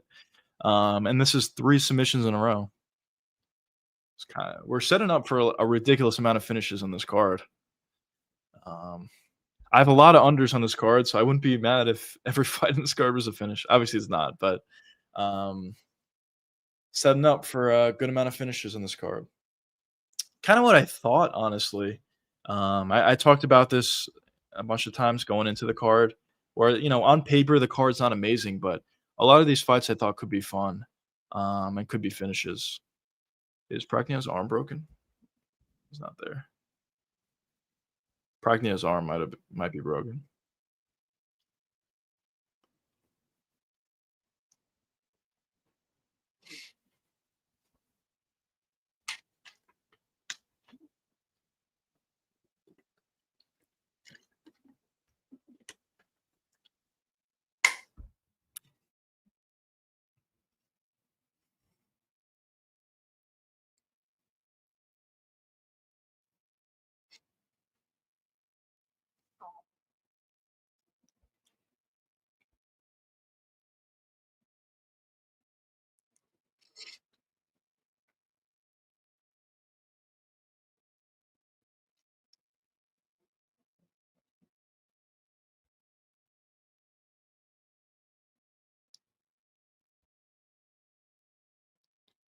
Yeah, the small wager on Pragnio. Yeah, that's fair. I was honestly thinking about it going into the week as well. I decided against it last second, um, but, uh but I was thinking about that as well. Sorry, it was no, all good, bro. Don't worry about it.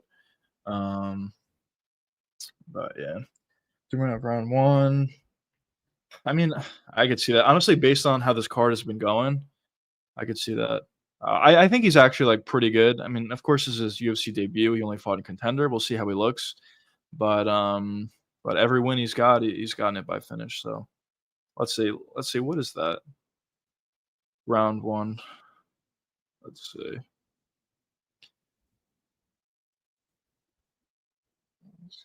Too much credit. Yeah, let's see. What are the odds? What are the odds? Is it minus 620? Round 1. I kinda have it weird. It, like, separates it. So Islam round 1 KO is plus 165. Submission round 1 is plus 500. It's pretty crazy. Round 1 TKO plus 165 for a guy making his UFC debut. I'm personally not gonna take that. That's not that good. But I do think I think he's gonna find a finish. Islam by KO is minus 135.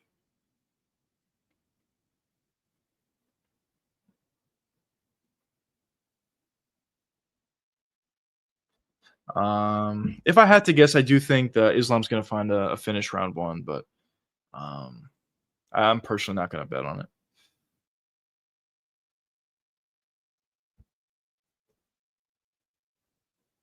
I think he honestly might have broke his arm because he wasn't on the, decision.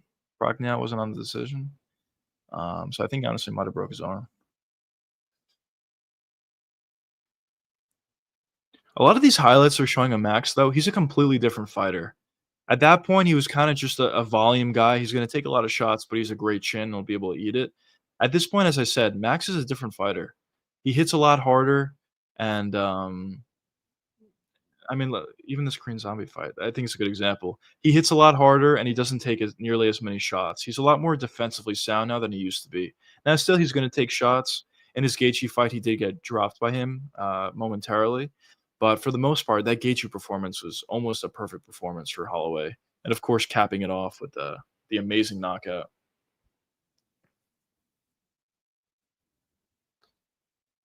I remember watching that Dustin versus Justin 2 fight. I was very convinced that Dustin was gonna win, and he had a lot of success, but he just got caught by a beautifully timed and placed head kick.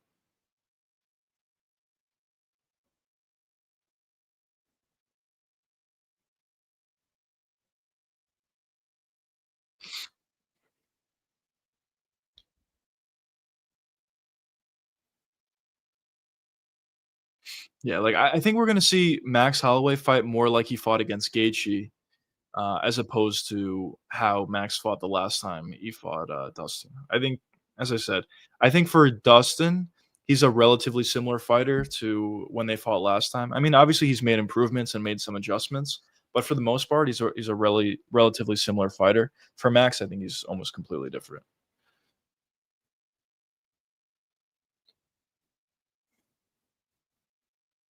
That spinning body kick could be big as well in this fight. And Max even hurt Justin like 2 or 3 times in the fight. Obviously, everyone remembers the knockout at the end, which is amazing, but he was able to hurt Justin a couple times in that fight, which kinda shows you how much more power he has now than he used to. Because Justin's got a good chin.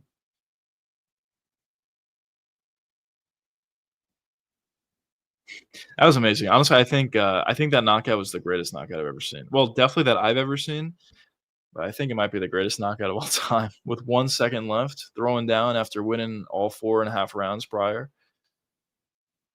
Pretty crazy, pretty crazy.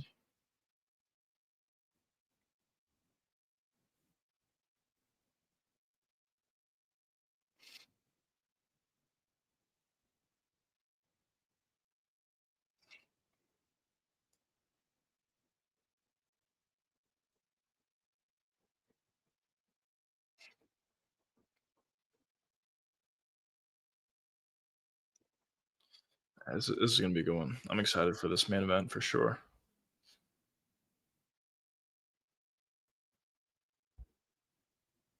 Did someone pull out or something? Don't tell me. Okay, never mind.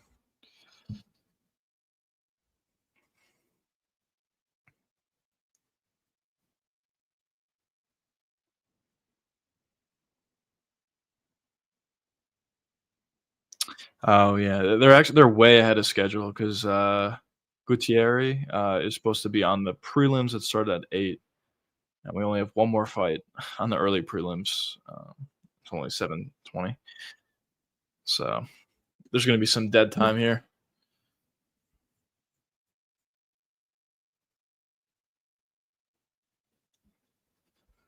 What do you guys think of the main though? What do you guys got?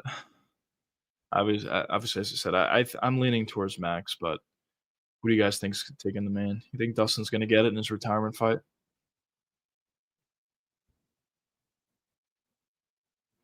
DC's kind of bring up this point. I think he's right. Max Holloway is really big for 155. Um, it's kind of it's kind of crazy how he's able to make 145 over the years. He's like, honestly, he's probably bigger than Dustin. He's very big, honestly. Plus,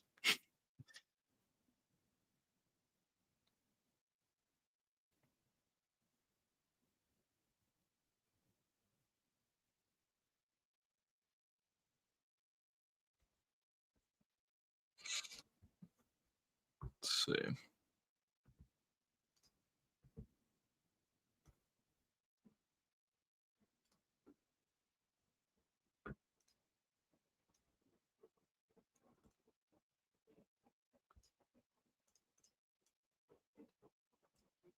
Mm,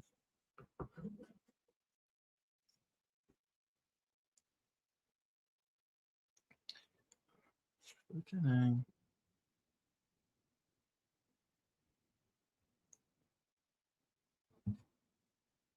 Here we go.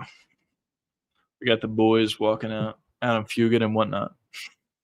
Did you guys see the PFL card? It was, I mean, obviously it wasn't good, but the main event was it was really fun. Um, do you guys even watch PFL? Every time I watch PFL, I only do it if there's nothing else on and I'm not doing anything.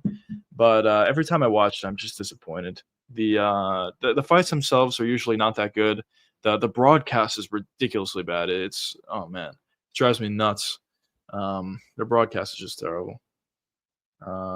Can't believe Eblin lost. Yeah, yeah, that was insane. That was actually insane.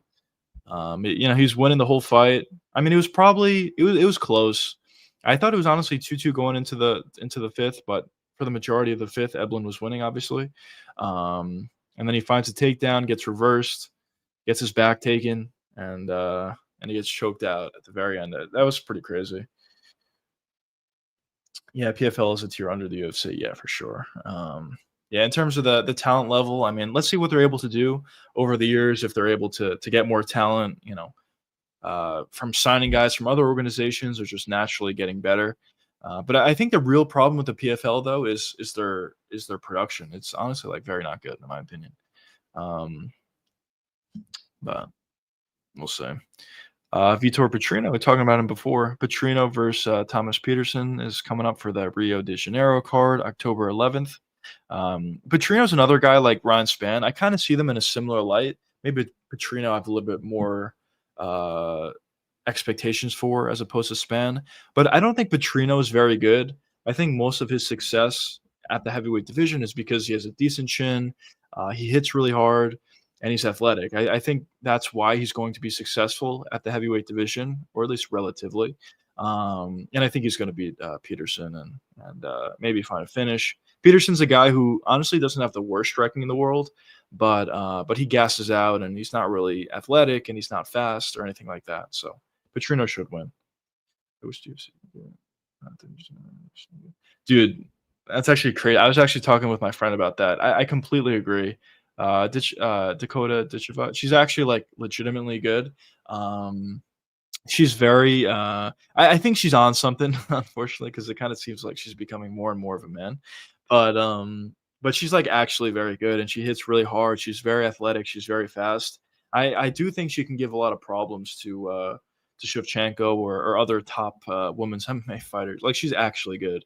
But unfortunately, I don't think the UFC is gonna be able to get her just because, like, I was talking about the UFC getting Francis Ngannou, who's currently signed with the PFL. But the reason why I thought they can get Ngannou was because I didn't think the PFL is capable of paying him. He just makes so much money. He also has clauses in his contract that require the PFL to pay his opponent a lot of money as well. And I think that's why we only saw Francis fight once in the PFL. It's just like the PFL just can't financially afford it. So I thought the UFC can get him because it might be beneficial to both sides, honestly, to the UFC getting Ngannou and the PFL moving on from that pretty bad contract, if we're being honest. But for Dakota, I don't think the same could be said, just because I don't think she makes that much money from the PFL. And obviously, I mean, there's an argument to be said that she's their biggest star out of everybody they have. It probably is. She probably is their biggest star. Um, so I really don't think the PFL is going to let her go. So I'm assuming she's just going to stay with them for forever. Um, I'm sure she makes like good money, but not like a ridiculous amount of money to the point where the PFL can't afford to pay her. So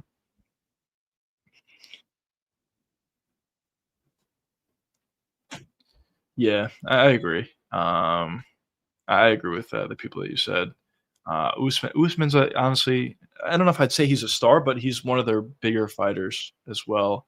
Um, and Doumbé, I think, is pretty good, especially in France. Usually they just throw him in France. He has a lot of fans over there. Pretty fan-friendly style. Ngannou, obviously, as well. I mean, on paper, Ngannou should be their biggest star, but um, honestly, like, ironically enough, I don't think Ngannou is, like, that big of a star. His fighting style is amazing, but, he's not too much of a personality, so I don't think he has, like, a ton of star power. But name value-wise, everybody's or most people at least, fight fans, are gonna know who Francis Ngannou is. So, yeah, he's probably their biggest name, within the PFL, but he only fought once, and I don't know if he's ever gonna fight again, honestly, with the PFL. Um, but, yeah, and the other guy that I wanna mention was, blank out on his name, obviously, I was blank out on these live streams, but the guy who almost beat, Usman, really good, the Irish guy, I forgot his name. Let's see. Don't forget the PFL is the biggest star under contract, Jake Paul. Yeah. I never understood that from the beginning. I mean, Jake Paul doesn't fight MMA, he's a boxer, boxer. But, well, he's alright. I don't wanna trash him too much. He's, like, okay for where he is, but he's not a great boxer or a good boxer or anything like that. He's just, like, okay with good power and a good chin. But I never understood that though, like, I didn't think he was actually gonna fight in the PFL, and he signed to them when Ngannou did, which what was that, like, 2 years ago, 3 years ago, 4 years ago? How long ago was that? And he's never fought in the PFL, and he's never even been rumored to fight in the PFL. Um,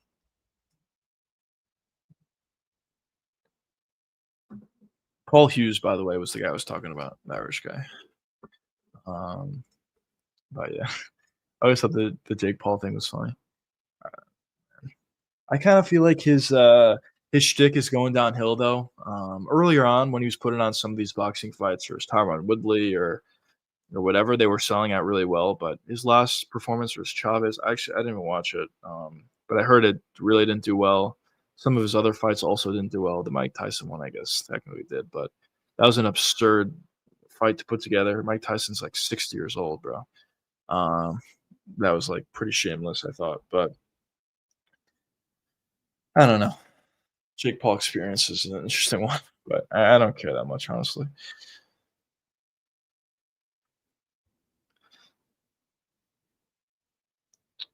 Let's see how my boy Islam does here.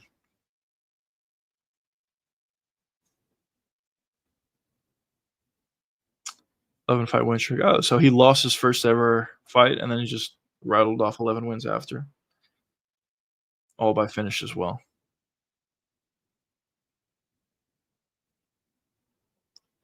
Kind of excited about this guy. Let's see how he does.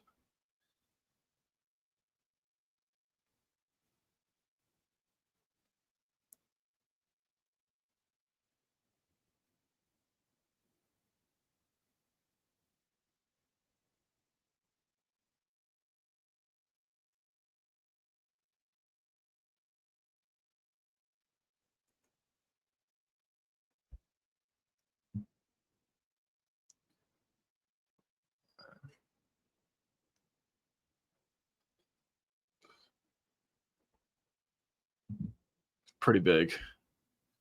It's pretty big.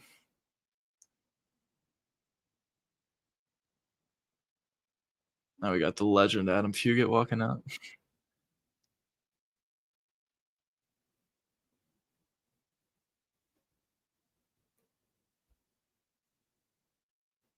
Do any of you boys have any plays on this fight? I personally don't. But do any of you guys have something? I saw someone earlier say round one Islam.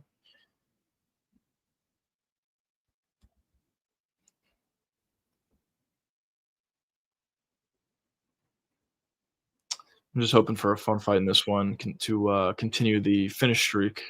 All finishes thus far. Hopefully we get more. I'm expecting a finish though in this one.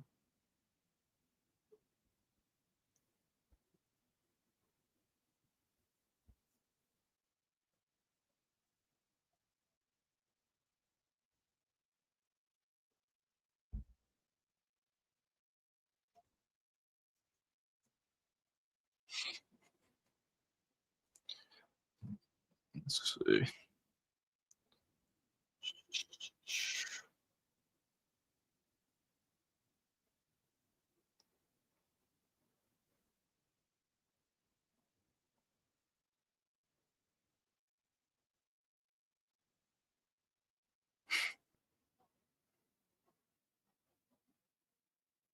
It's Sean Jones's birthday. Everybody wish Sean Jones happy birthday in the comments or in chat.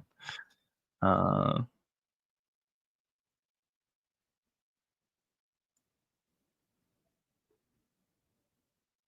oh, this was announced. I forgot to mention this, by the way. This was announced before Mazakhanov versus Alexander Rakic. This is an interesting one. I was honestly like never that high in Azamat, but he is very aggressive and he is a decent striker. And honestly, I do kind of think he may beat Rakic.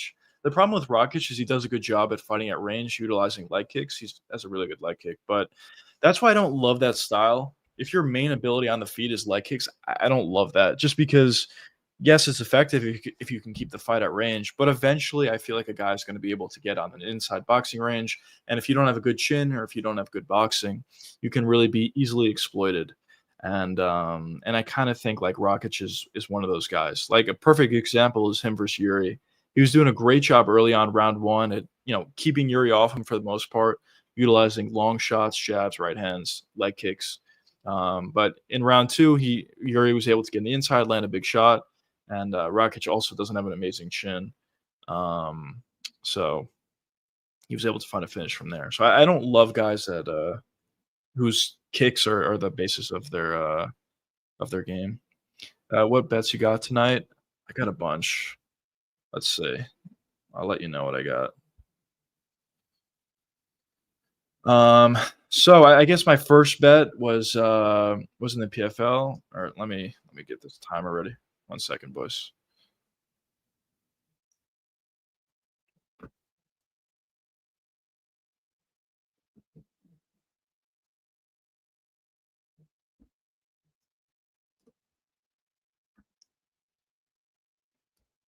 All right.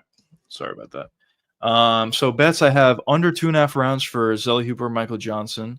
I have parlay Brennan Allen and Vinicius Oliveira. I have Oliveira. I have a bunch actually. I have Oliveira round 3 KO. Took a shot on that. My thought on that was Kyler may do well early, but as a big right hand by Islam. I thought as the fight goes on, he's tend to be a gasser in the past. Vinicius also does a great job at pressuring and tiring out his opponents. So I like that. I have under 2.5 rounds for D-Rod and Kevin Holland. I think that's almost a guarantee. So I like that one. I took Paulo Costa just because I feel like stylistically it's a good matchup for him, but I didn't put a lot on it because you can never trust Paulo Costa at this point. I did Francisco Prado money line, Max Holloway money line, Vinicius Oliveira money line. That's who I had.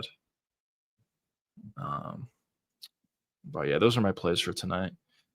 We'll see how it goes. Nothing really happened yet. I did take a last second bet on Ryan Spann by TKO, but that missed. But I didn't really put much on it. Anyways, getting back to this fight. So a little clinch work from Fugit, getting Islam alongside the cage. Islam's trying to break off, but unable to do so.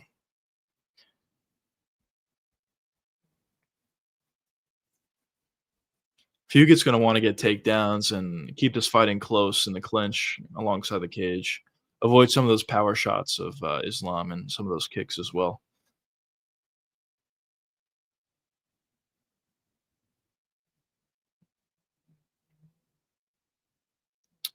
Islam does a good job getting off the cage, back at space.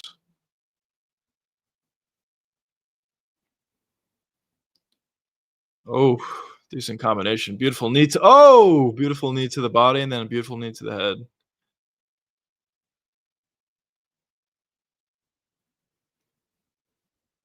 Front kick to the body. Thus far, the knees have been the theme of the night. Knees to the body.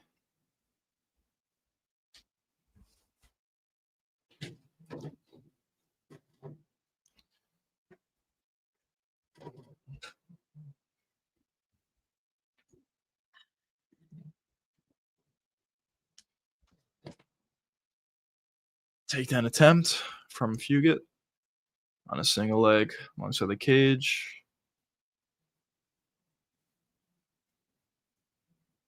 Oh, nope.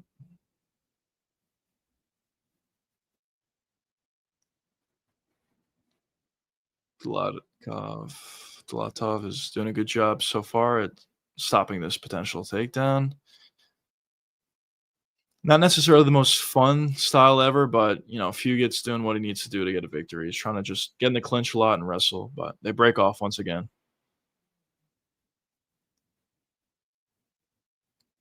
Oh, beautiful jab right hand from Islam there.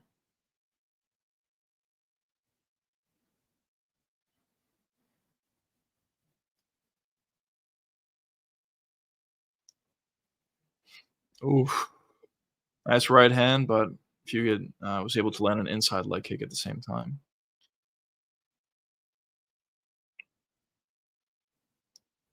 Couple inside leg kicks for Fugit.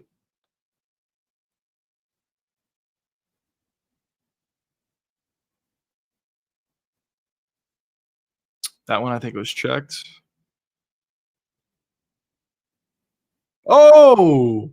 Oh, he's out. Oh, man, he was out cold. I didn't even see what that was. What was that? Was that a left hand? Left hook? Beautiful finish for Islam. Continues the, finish streak. I gotta see the replay on that one. I gotta stop this timer. I didn't see what that was, though. Smoked him. He did smoke him. Ah, man, he was out. He was out cold, and he woke up, like, a half second later, but he was out for a second.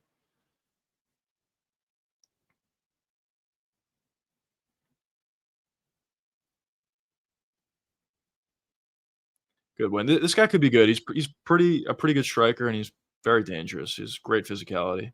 Right hand. Oh, well, that wasn't it.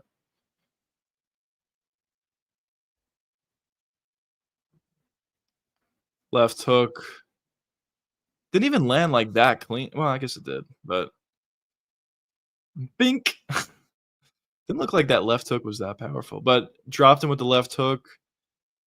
Then he threw a big right hand on the ground, knocked him out again.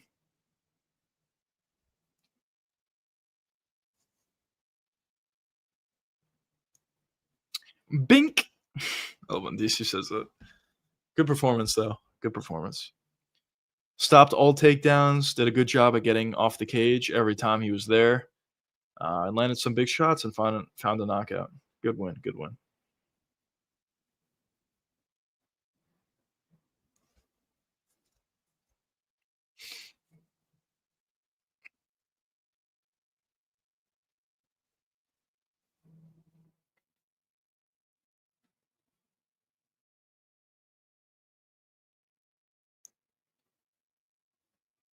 Kid's got good teeth too.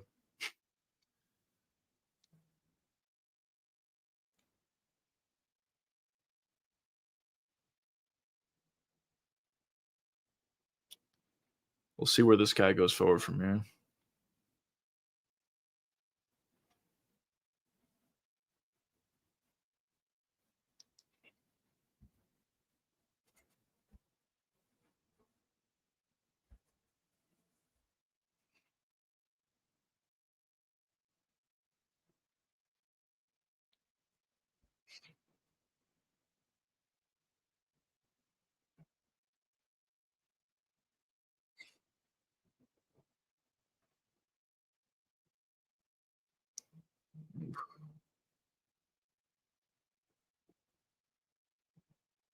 That was a very nice check left hook.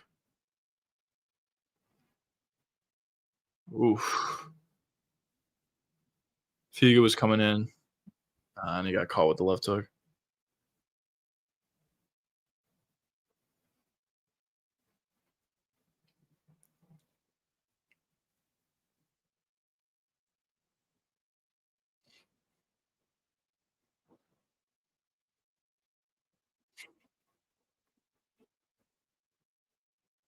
Oh, this guy's a model. I forgot. I saw that online. He's like a model or something.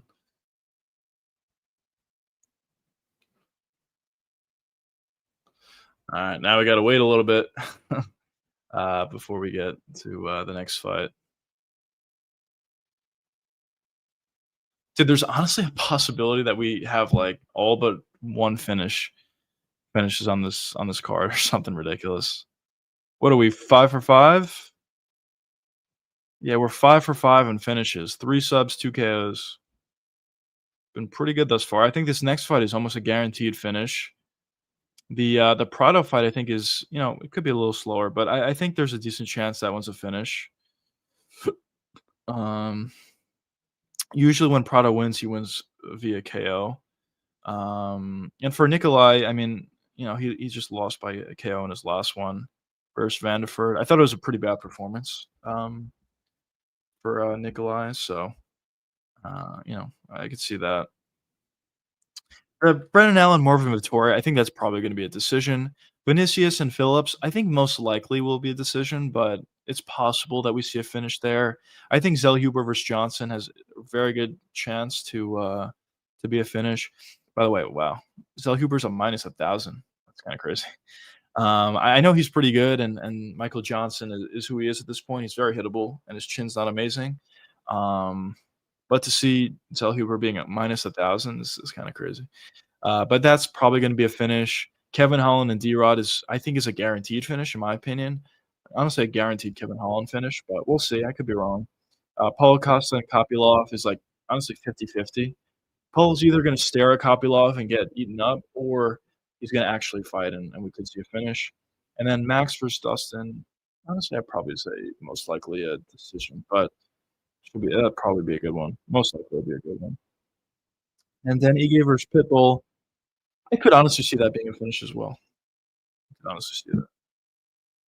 Did you see Usyk KO? I saw that he KO'd him. I got an alert about it, but I didn't actually see it.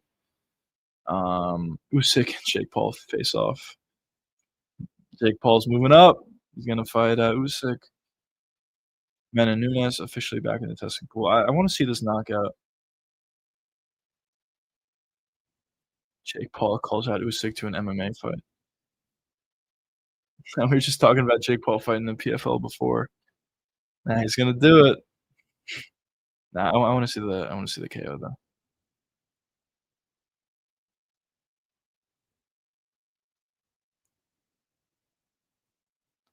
Oh, he took it down?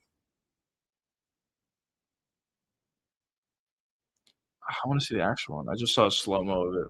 I wanna see the actual knockout. Usyk's, he's ridiculously good.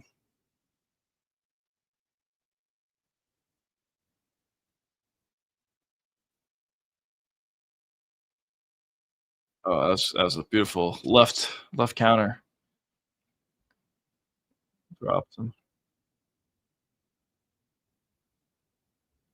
Dropped Dubois.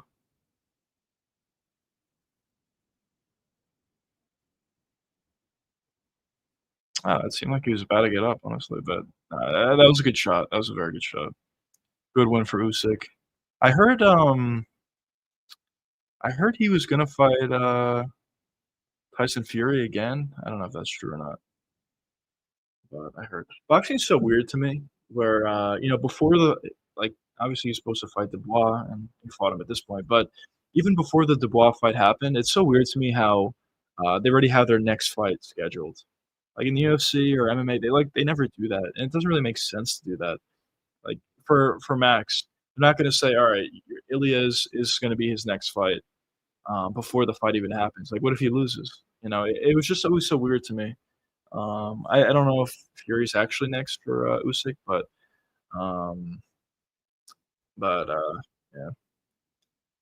305, what's going on, brother? Welcome to the stream. What's going on? Thanks for streaming. Thanks so much for being here. We have a little bit of a delay here before our next fight. I'm technically supposed to dip out of here in 10 minutes, but I'm gonna try to, extend it a little bit longer, at least for one fight. I really wanna watch, Antiba fight. I think he's very good. I think Fury versus Usyk is official. Yeah, I heard that. I heard that. Um, so yeah, you're probably right. Man, I think my computer's tweaking. Alright, we're good. But, yeah, I do think you're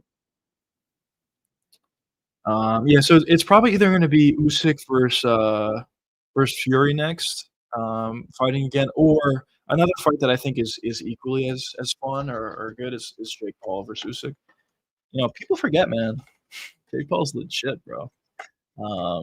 He's got a beautiful jab, he's a beautiful right hand, he can knock out anybody. That's good. But, this is what Jake Paul does, though. This is what he does. So, after somebody wins, Usyk this time, or if it was, somebody else who wins in the past, Ryan Garcia or whoever, he'll call him out immediately and he'll say, "Let's fight in MMA," or "I'll fight you in boxing," or whatever. Obviously, and then that never comes to fruition because most likely it's not going to. Then Jake Paul fights somebody else. He puts on a relatively not so great performance, and we repeat. You know, it's whatever. I definitely used to watch some of, Jake Paul's fights, so I don't wanna say I never watched them because I have, but, that's kind of the cycle that he goes about, and, him can he always talks about him fighting in MMA, but I don't think he's gonna fight in the PFL. I also don't think the PFL could afford to pay him, similar to Francis. I mean, Jake Paul makes a lot of money from these boxing events, like, legitimately. I don't think the PFL can afford to pay Jake Paul, like, 10,000,000 or 20,000,000 or even, like, 8,000,000 or something like that. I don't think the PFL could afford that. How much money are they really making from these events? Nobody's really watching them if we're being honest, and, even in the crowd, like, they're usually not full, so I don't really know how they're making money, but I guess it's just Saudi money. I don't really know. We got Chael on the booth. By the way, Chael's, bit, or maybe it's real or whatever, but him talking about or him having an obsession about Conor's mini-me is, like, one of the funniest MMA bits that I've ever seen. It's tremendous. You hear the Anthony Joshua versus Jake if he takes that respect. I agree. I agree, actually. I did hear some of the rumors. I know Jake Paul wanted to fight him, and I heard Joshua accepted it, and now I also heard that, Turkey was saying that it's gonna happen or he thinks it's gonna happen. I don't know if he said it's going to or he thinks it's going to, but he was talking about that fight. So I do agree. If that does happen, that's definitely respect for him. Really, really tough fight for a relatively new boxer. And yeah, if he takes that fight, definitely respect for him.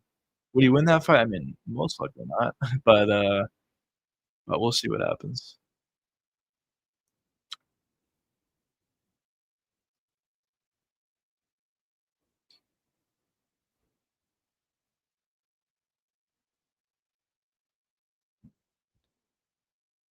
So,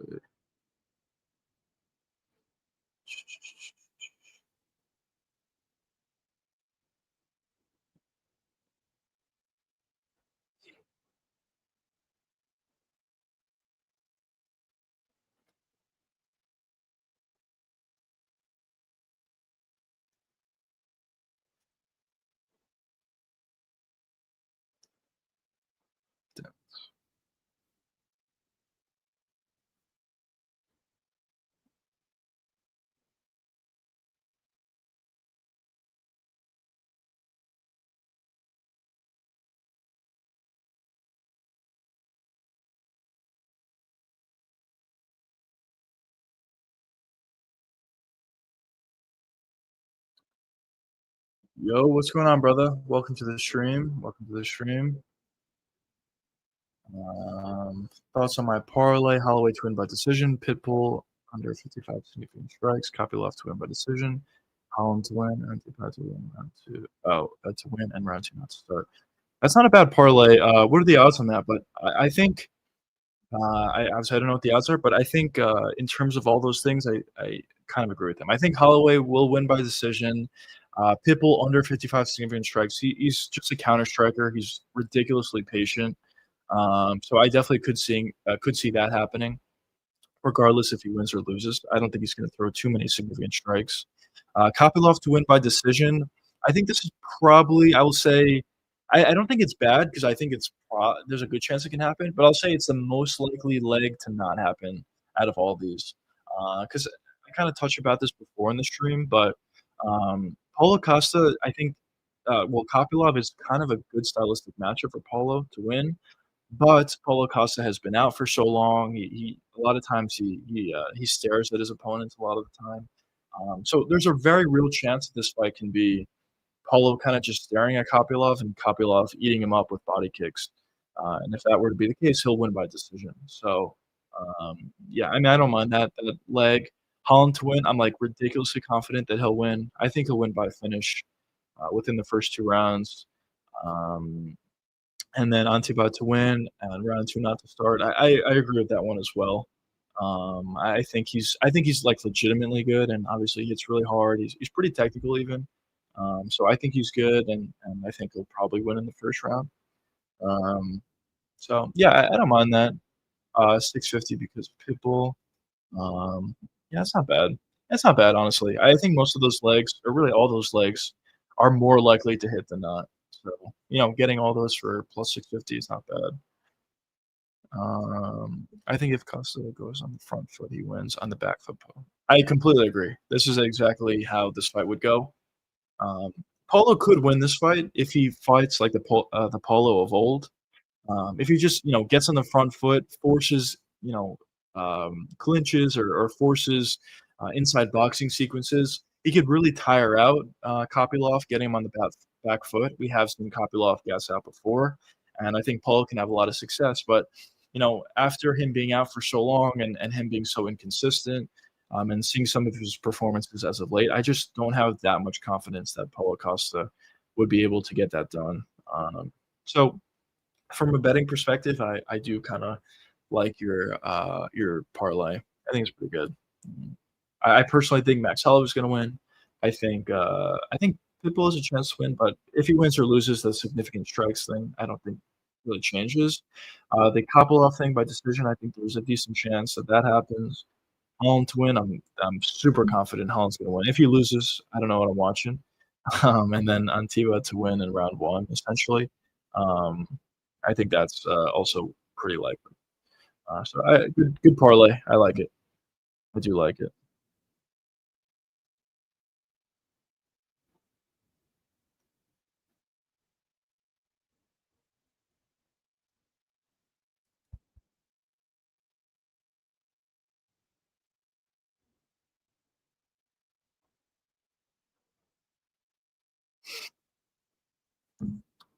I was gonna put Allen. I don't know. Yeah, that's fair. Yeah, usually how I see parlays is, if a certain leg's not gonna add that much, there's really no reason to add it. I think Brendan Allen's probably gonna win. I think he's better than Marvin Vettori, but both guys are, at least on the feet, I don't think there's I don't know. I don't know. I think it's kinda like a whatever fight, but I would assume Brendan Allen's gonna win. When did Max get ranked 5? He was ranked 10 after the Gaethje KO. Oh, was he? I didn't know that actually. I don't know. Yeah, that's weird. Maybe they just made him 5 just to make it seem like this card is better than it is. I don't know. I don't really know. Um, that's weird though.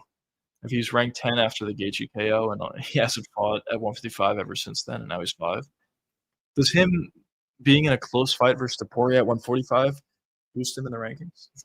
I don't know. That's kinda weird. Marvin just refuses to adapt.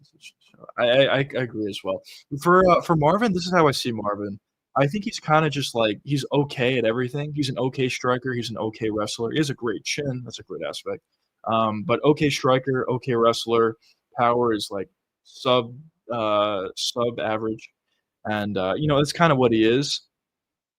He's not gifted with a ton of power or super athletic or anything like that, but, yeah, Paulo Costa's just, like, okay. He's gonna be a guy who's ranked, like, I don't know, lower than top 10 probably, sooner or later. I don't think he's, like, really all that great. I think we saw it in a lot of his performances where he's just, like, okay everywhere, but most of these guys in the UFC are very good in one aspect. A lot of these guys are well-rounded for sure. I'm not saying well-roundedness is not important, but they're usually very good in a certain aspect of their game. And for Marvin, he's not really great anywhere. So I think that's really his problem, alongside with not having any power, not being athletic. Marvin would be nothing without his chin. I actually do agree. I do agree. Um, his chin is insane. I mean, with that being said, he probably has the best chin in the UFC. Him or I people don't give enough credit. I think Kevin Holland is one of the best chins in the UFC as well. I don't think people give enough credit to his chin. But Marvin is definitely up there. Maybe he's number 1, but he's definitely up there.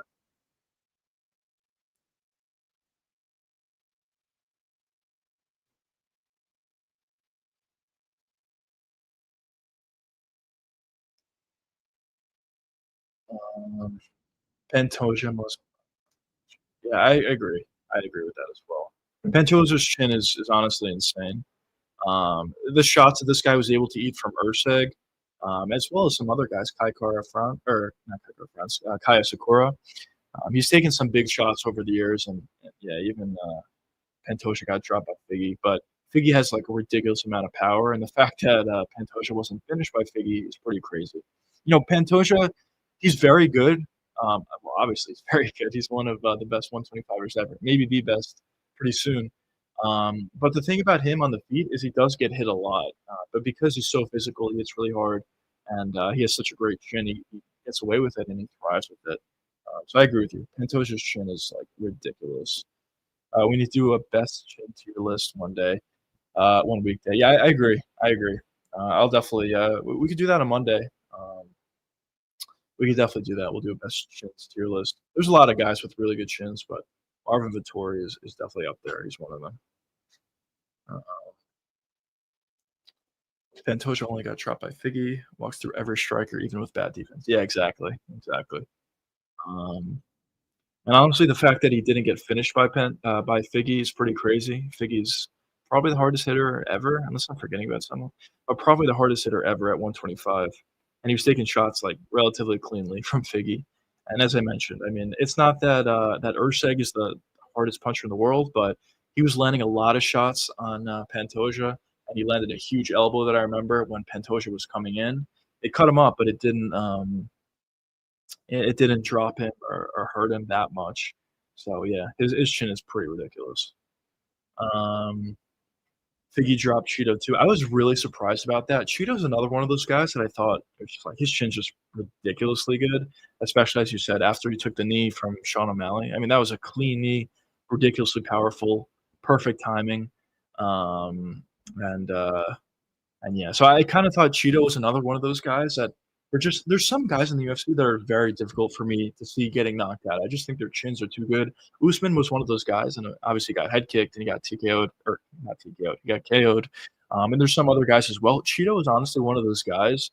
Cheeto is pretty defensively sound, but there has been times where he's taken big shots, like the Sean O'Malley knee that you were referencing, as well as some other shots as well. But Cheeto's chin is just very, very good.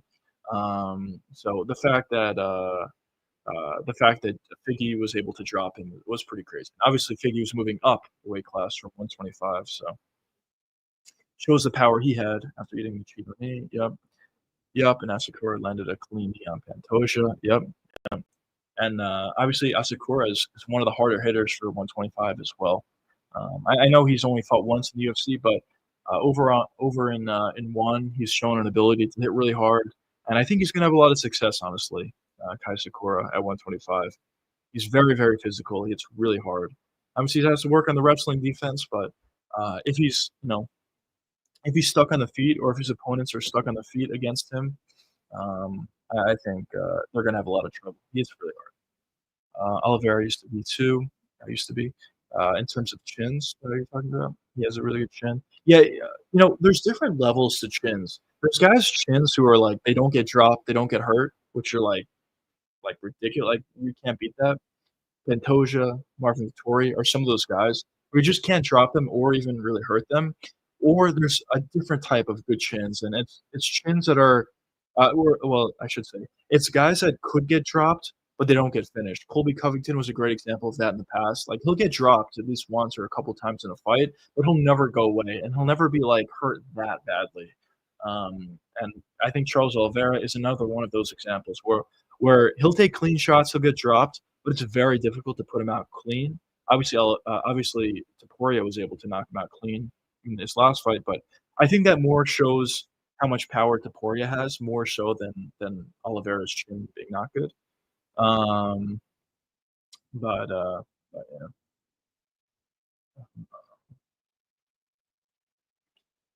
Who do you have for Johnson Kavanaugh? Obviously, Kavanaugh is like pretty new to the UFC, obviously, and Johnson. I think Johnson's a decent fighter. He has decent wrestling.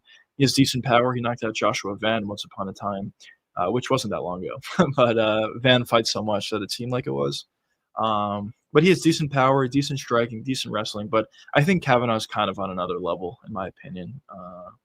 I think Kavanagh's gonna get it done. I think he's really good. He has good power, good striking, good takedown defense. I think he's the truth. I think he's going to be very good. Um, but we'll see.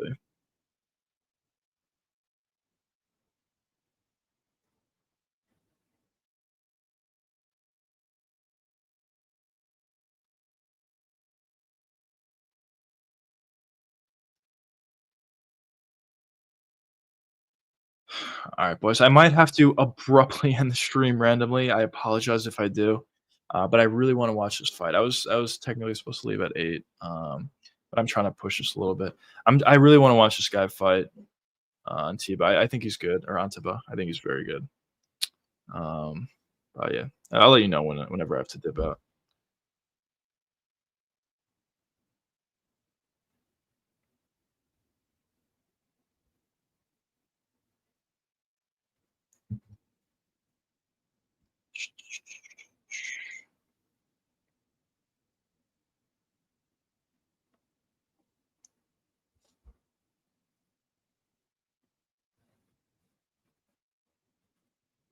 Mhm. There's some good fights coming up, honestly. I'm honestly really excited. What card is that Johnson and Kavanaugh fight on? Is it is it that China card? I think it is.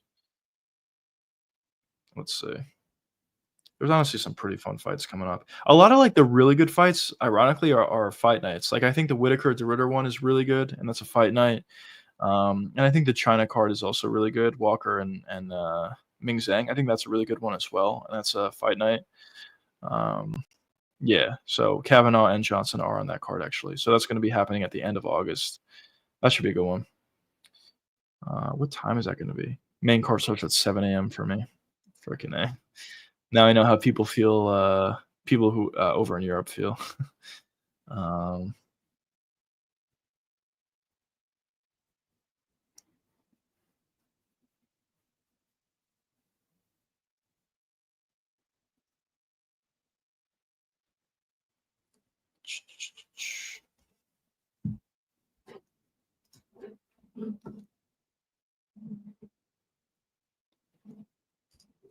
I can't wait for DDP versus Hamza. It should be all out. That fight's going to be really really good.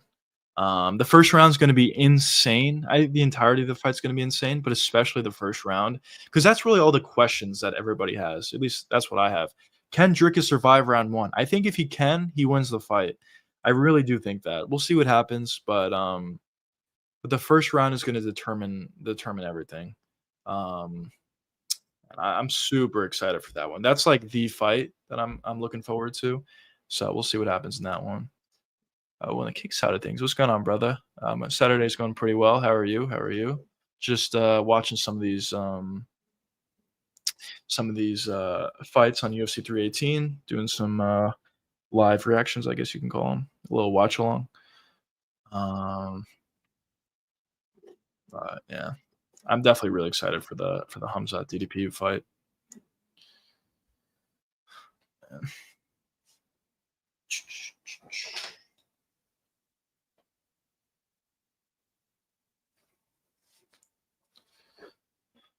Freaking A. Whoa.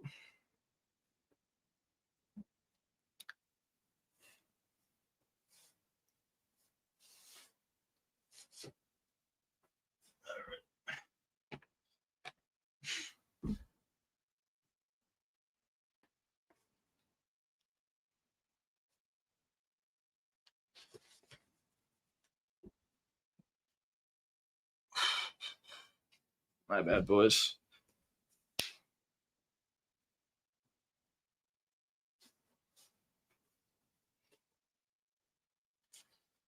All right, there we go.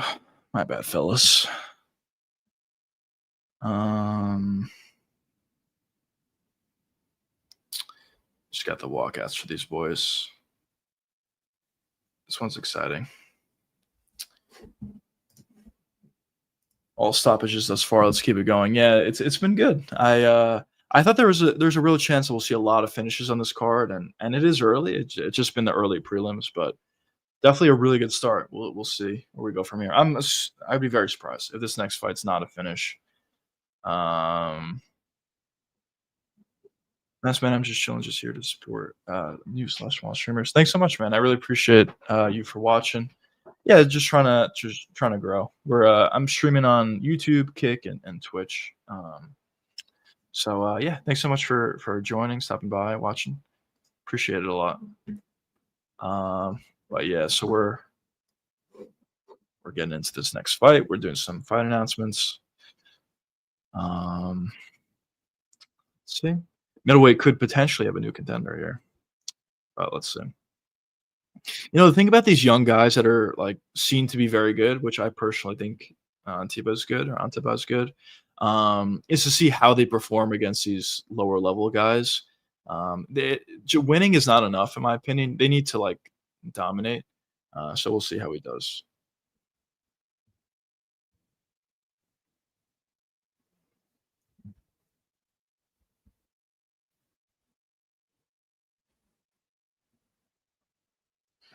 1 second, boys. I have to dip in a second, but I'm gonna watch this fight with you guys. 1 second, 1 second.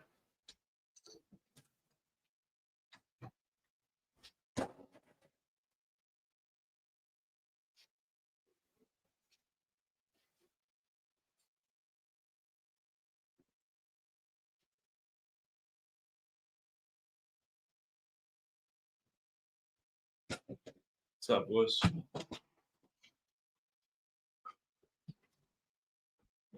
My I usually watch fights with my boys that just got here, but I wanted to watch this fight with you guys. I'm excited about this one.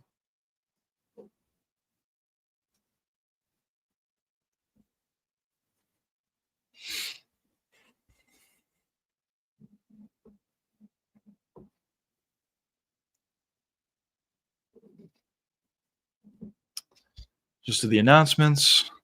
About to start this one. All right, let's get this timer ready.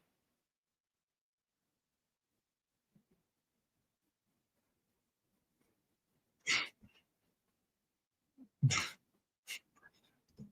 right, here we go. Here we go, round one. Let's see how he does.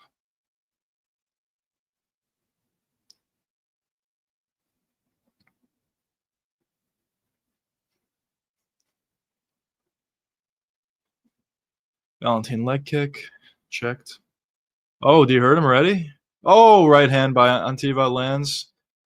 He says he's not hurt, but he looks hurt. Oh, left hook lands. Oh, man. Valentine's hurt bad. He said he's not, but he's hurt bad. Oh, man. Dude, he's very Valentine's very open to getting hit here. Good jab, right hand by Gutierrez or Guter. Valentine's got to get out of this corner. Uppercut. Oh, left hand. Oh, he's hurt bad, bro. Oh, knee lands. Oh, man. How's this guy eating these shots? Body kick lands. Oh, man. Oh, uppercut lands. Oh, my God. Right hand. Oh, my God. This is ridiculous. They're going to stop this. Yeah, he stopped it. Wow. But this guy's dude, I'm telling you, remember this live stream. This guy's gonna be a champion. This guy is so good. He's obviously really powerful and athletic, but he's also very technical. I mean, he ran through this guy. You heard him like with the first shot he landed, but he stayed patient. He didn't just, you know, throw a bunch of crazy shots. He stayed very technical. We saw uppercuts, combinations, knees. This guy's very good. I'm definitely gonna be making a video about this guy. He's definitely a prospect to look out for. Just look at this finishing sequence, like, very technical, his hands by his face. I'm probably glazing a little bit, but this guy's good, bro. Beautiful uppercut, right hand after.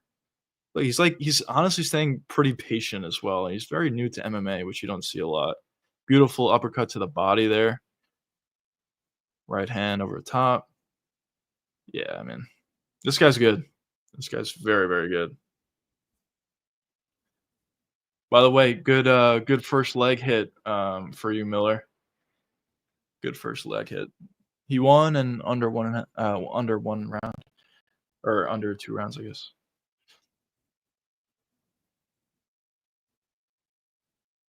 Valentine honestly showed a decent chin, to be honest. He took a lot of shots and he got finished in round 1, but, he didn't go out or anything like that, so good chin shown by him, I guess.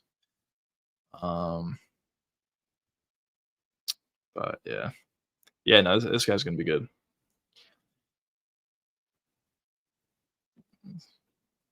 Joshua, yep, thanks so much. Thanks for being here, boys. But yeah, with that being said, I think I'm gonna dip out. I will definitely be making a video as soon as the main event's over about the main event. why I was right, why I was wrong. I'll potentially be coming on live stream after the card's over, do instant reaction, but we'll see. But I may see you guys later, maybe not. But if not, I'll see you boys tomorrow at 2 p.m. Eastern. But anyways, thanks so much for joining the stream, everybody. I'll see you guys tomorrow. Peace out, boys.